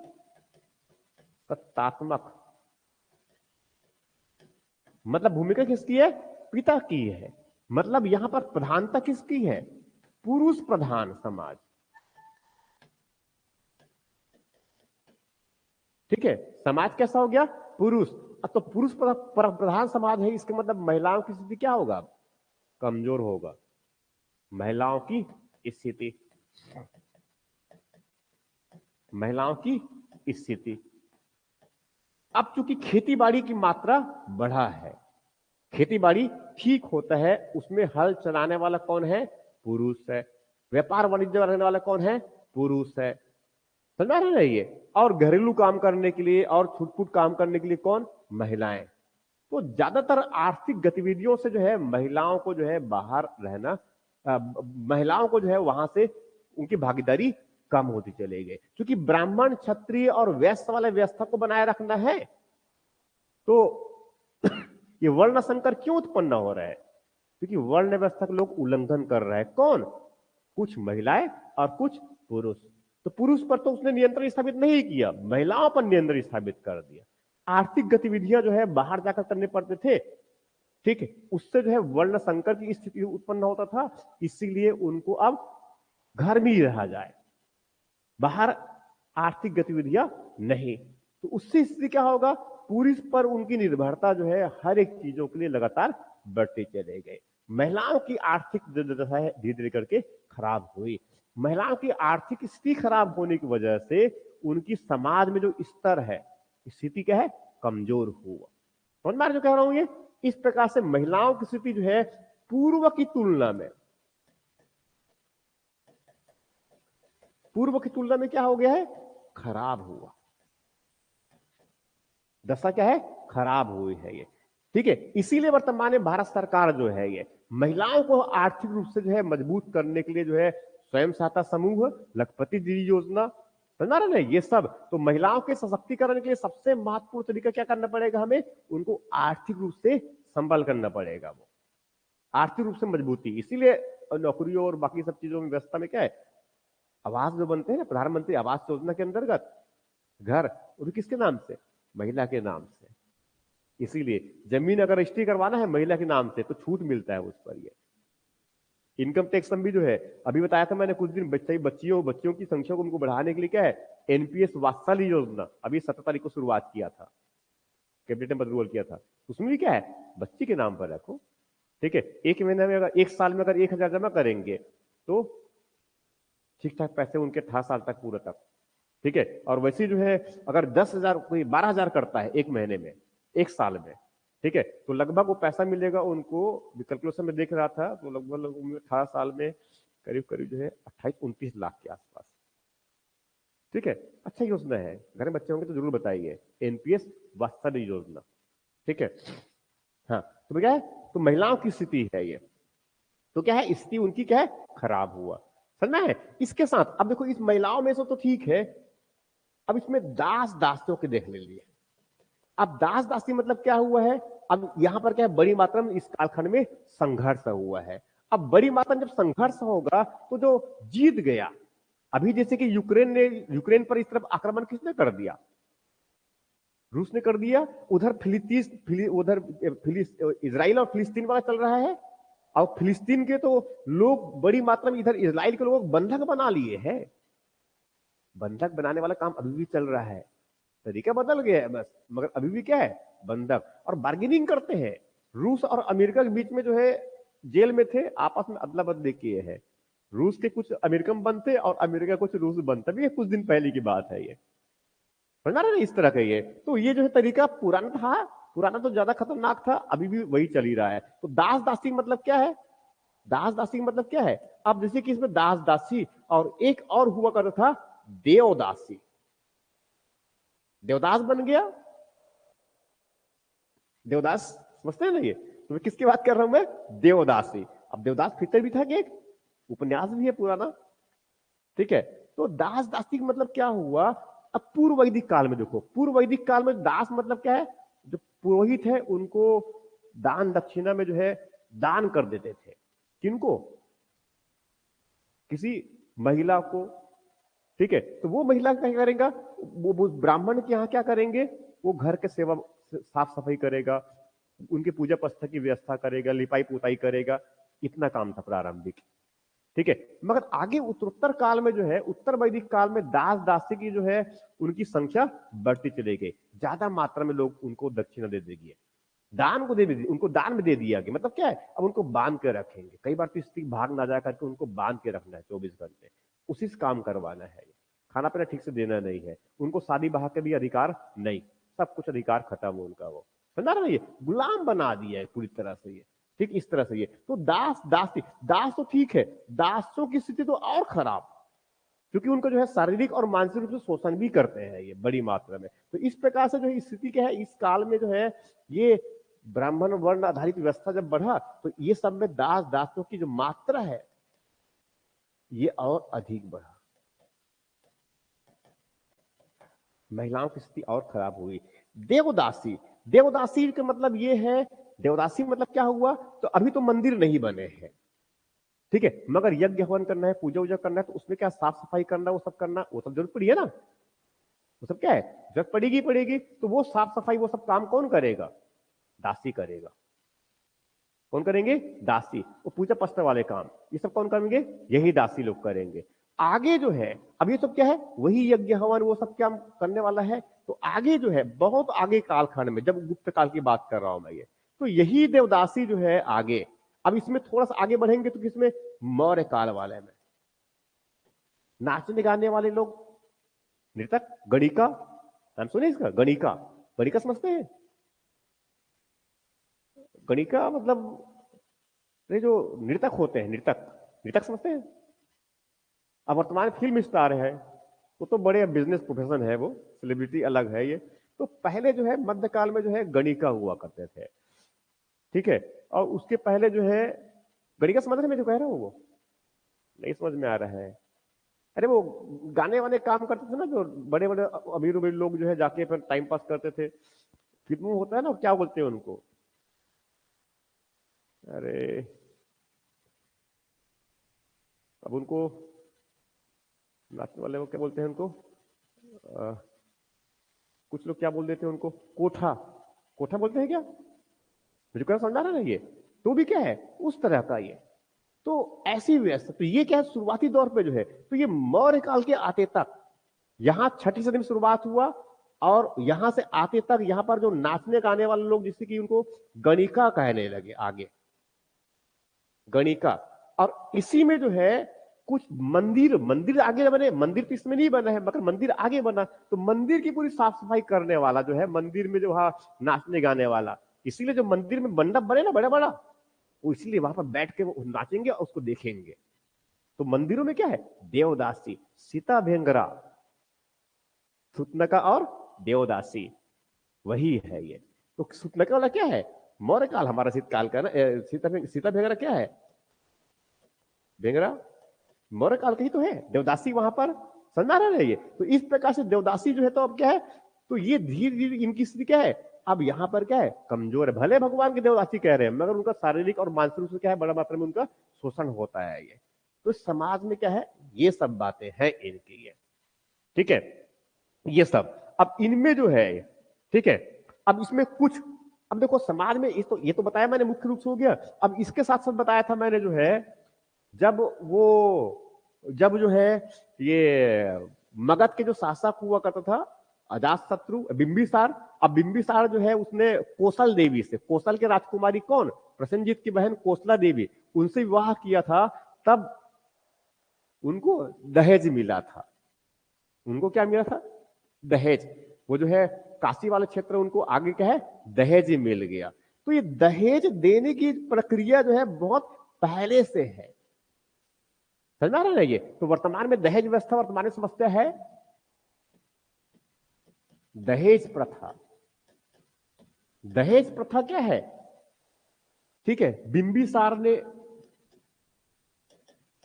बिंबिसार को कोसला देवी से विवाह पर दहेज प्राप्त हुआ, यह उल्लेख है ना। इसका मतलब दहेज प्रथा का इसका प्रचलन है, दहेज प्रथा का प्रचलन में है, ठीक है। वैसी जो है ये, इस समय कोई सती प्रथा जैसा कोई व्यवस्था नहीं है, ठीक है। इस समय जो है बाल विवाह पर लेता हूं मैं, बाल विवाह।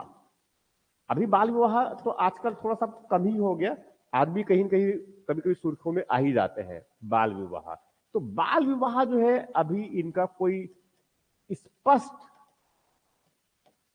प्रमाण नहीं है, ठीक है। और बाल विवाह हो गया ना, और बहु विवाह। अब विवाह तो 8 प्रकार के हो जाएंगे, पहले तो विवाह ही बोल देता हूं इनको मैं। विवाह व्यवस्था, विवाह कितने प्रकार का है, विवाह तो 8 प्रकार के विवाह आगे, ठीक है। अब उसमें कई विवाह मैं पहले बता चुका हूं, ठीक है। उनमें से तो कोई ब्रह्म विवाह कहते हैं, कोई राक्षस विवाह। तो अपने वाले ब्राह्मण वाला अपना विवाह करेंगे तो अच्छा कहेंगे वो ब्रह्म विवाह, और उसमें देव विवाह और आर्य विवाह, ये सब कहेंगे। और जो दूसरा निम्न वाला अगर विवाह करना है तो क्या बोलेंगे, हैं, हाँ, निंदनीय वाला है, निंदा करने वाला, मतलब राक्षस विवाह, पिशाच विवाह। तो ये कौन लोग, समझ रहे, असुर विवाह। तो कोई भगा के ले गए एक विवाह, कोई जबरदस्ती आके घुस गए घर में, ये ढेकू है, समझ रहे ना ये, चर विवाह है, भगौनी है, लमसेना है, ये सब क्या है, वहीं से शुरुआत हुआ सब ये। तो 8 प्रकार के विवाह, ठीक है। तब अब उसमें अपने वाले अच्छे रहेंगे और बाकी सब वाले क्या है, खराब विवाह। इसमें क्या है, 2 प्रकार की व्यवस्था। एक तो बहु विवाह है। अब बहु विवाह मतलब किस प्रकार का, बहु पत्नी विवाह। एक बहुत सारी पत्नी, और देखो ना, बिंबिसार 4 विवाह किया हुआ है, दहेज भी मिला है उनको, ठीक है। और बहु पति विवाह, बहुत से पति है, ऐसा भी होता था ये पंचाली, ठीक है। ये हो गया, ये हो गया बहु विवाह। और ये क्या है, अनुलोम और कौन सा, प्रतिलोम। अनुलोम और प्रतिलोम। अनुलोम का मतलब क्या हुआ? उच्च कुल का पुरुष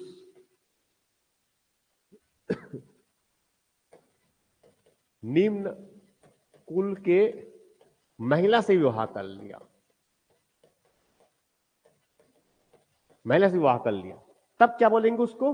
अनुलोम विवाह। विवाह कितने प्रकार? 2 प्रकार। ये तो इधर 8 प्रकार की विवाह बताया मैंने, स्वरूप उनका, मगर यहां पर एक अनुलोम विवाह होता है और दूसरा क्या है? प्रतिलोम विवाह। अनुलोम का मतलब क्या हुआ? ब्राह्मण जो है निचले वर्ण के महिला से शादी कर लिया, तो क्या बोलेंगे? अनुलोम विवाह कहेंगे। ठीक है। कभी जो है ये उच्च कुल की महिला निम्न कुल के पुरुष शादी कर लिया, कुल के पुरुष से विवाह ये कर लिया, तो क्या कहेंगे उसको? प्रतिलोम विवाह। तो समझ आया? तो हम कह रहा हूं मैं ये, तो ये क्या हो गया? विवाह की व्यवस्था हो गया ये। ठीक है। अब यहां पर जो है उस समय तक हमें कोई सती प्रथा के साक्ष्य नहीं है, इनके हमें कोई साक्ष्य नहीं मिलते हैं, इनके साक्ष्य हमें नहीं प्राप्त हुए। समझ में जो कह रहा हूं मैं ये? इस तरह से ये, तो ये सब जो है क्या है? ये सब क्या है? इनकी समाज की व्यवस्था है ये। ठीक है। अब इसमें थोड़ी सी और जो बातें जो है, जो थोड़ा सा जोड़ना है एक्चुअली हमें, आगे बढ़ जाऊं मैं? ठीक है। इनमें जो है, चूंकि अभी इस कालखंड में जो क्या हो रहा है, इस कालखंड में क्या हुआ है? आर्थिक गतिविधियां उनकी मजबूत हो गया है। तो आर्थिक गतिविधियां मजबूत हुआ, इसका मतलब ये हुआ कि इस समय तक इनके पास समाज में क्या है? कई बड़े बड़े जो है अलग अलग समूह है। ठीक है। तो समाज में इसमें क्या है? इसके समाज में जो है, एक तो क्या है? कई इनके शिल्पकार है, शिल्पकार और दस्तकार है। शिल्पकार है और क्या है? दस्तकार। अब शिल्पकार का मतलब क्या है? जैसे कि कुंभकार, ये क्या है? मटके बनाने वाला। ठीक है। और इस सब क्या है? लोहार, लोहे के उपकरण बनाते हैं ये। ठीक है। कताई बुनाई करने वाले ये। बुनकर, ये क्या है? बुनकरी के काम करते हैं ये। ठीक है। और मुद्रा बनाने वाला, मुद्रा बनाने वाला। ठीक है। और ये हो गया। इसके बाद फिर जो है इसमें और भी कई है। रथकार, रथ बनाने, रथ नहीं, अब तो बहुत उसकी मात्रा कम हो गया है, मगर इसमें अब जो है, अब कोई है कसेर मिलेंगे। कसेर, कसेर कांसे वाला, कोई ताम्रकार मिलेगा, तांबे का काम करने वाला। कोई स्वर्णकार मिलेगा, आभूषण बनाने वाला। ये सब जो है वो। ठीक है। और साथ में जो है अब क्या है इसमें? शिल्पकारी, और साथ में क्या है? कुछ व्यापारी वर्ग है। क्या है? व्यापारी, व्यापार वाणिज्य की मात्रा बहुत ठीक ठाक बढ़ा है, तो इसलिए यह व्यापारी वर्ग की बहुत अच्छा समूह है इनके पास में। इनके साथ साथ फिर इसमें क्या है? एक क्या है? निम्न कुल के लोग, निम्न कुल के लोग। अब निम्न कुल के मतलब कौन कौन बताया मैंने? जैसे कि चंडाल, एक ये है, निषाद है बताया मैंने, एक क्या है? निषाद है। और वैसी जो है इसमें और एक निषाद हो गया, और वैसी जो है इसमें और कुछ कुछ नाम, एक दो नाम एग्जाम में राय है। एक जो है, ठीक है, एक जो इसमें कुछ कुछ और नाम,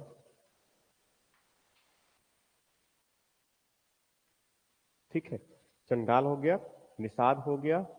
ठीक है। ये सब इनमें से है। तो एक तो क्या है? उनकी समाज की स्थिति है ये सब क्या उनकी समाज की स्थिति है।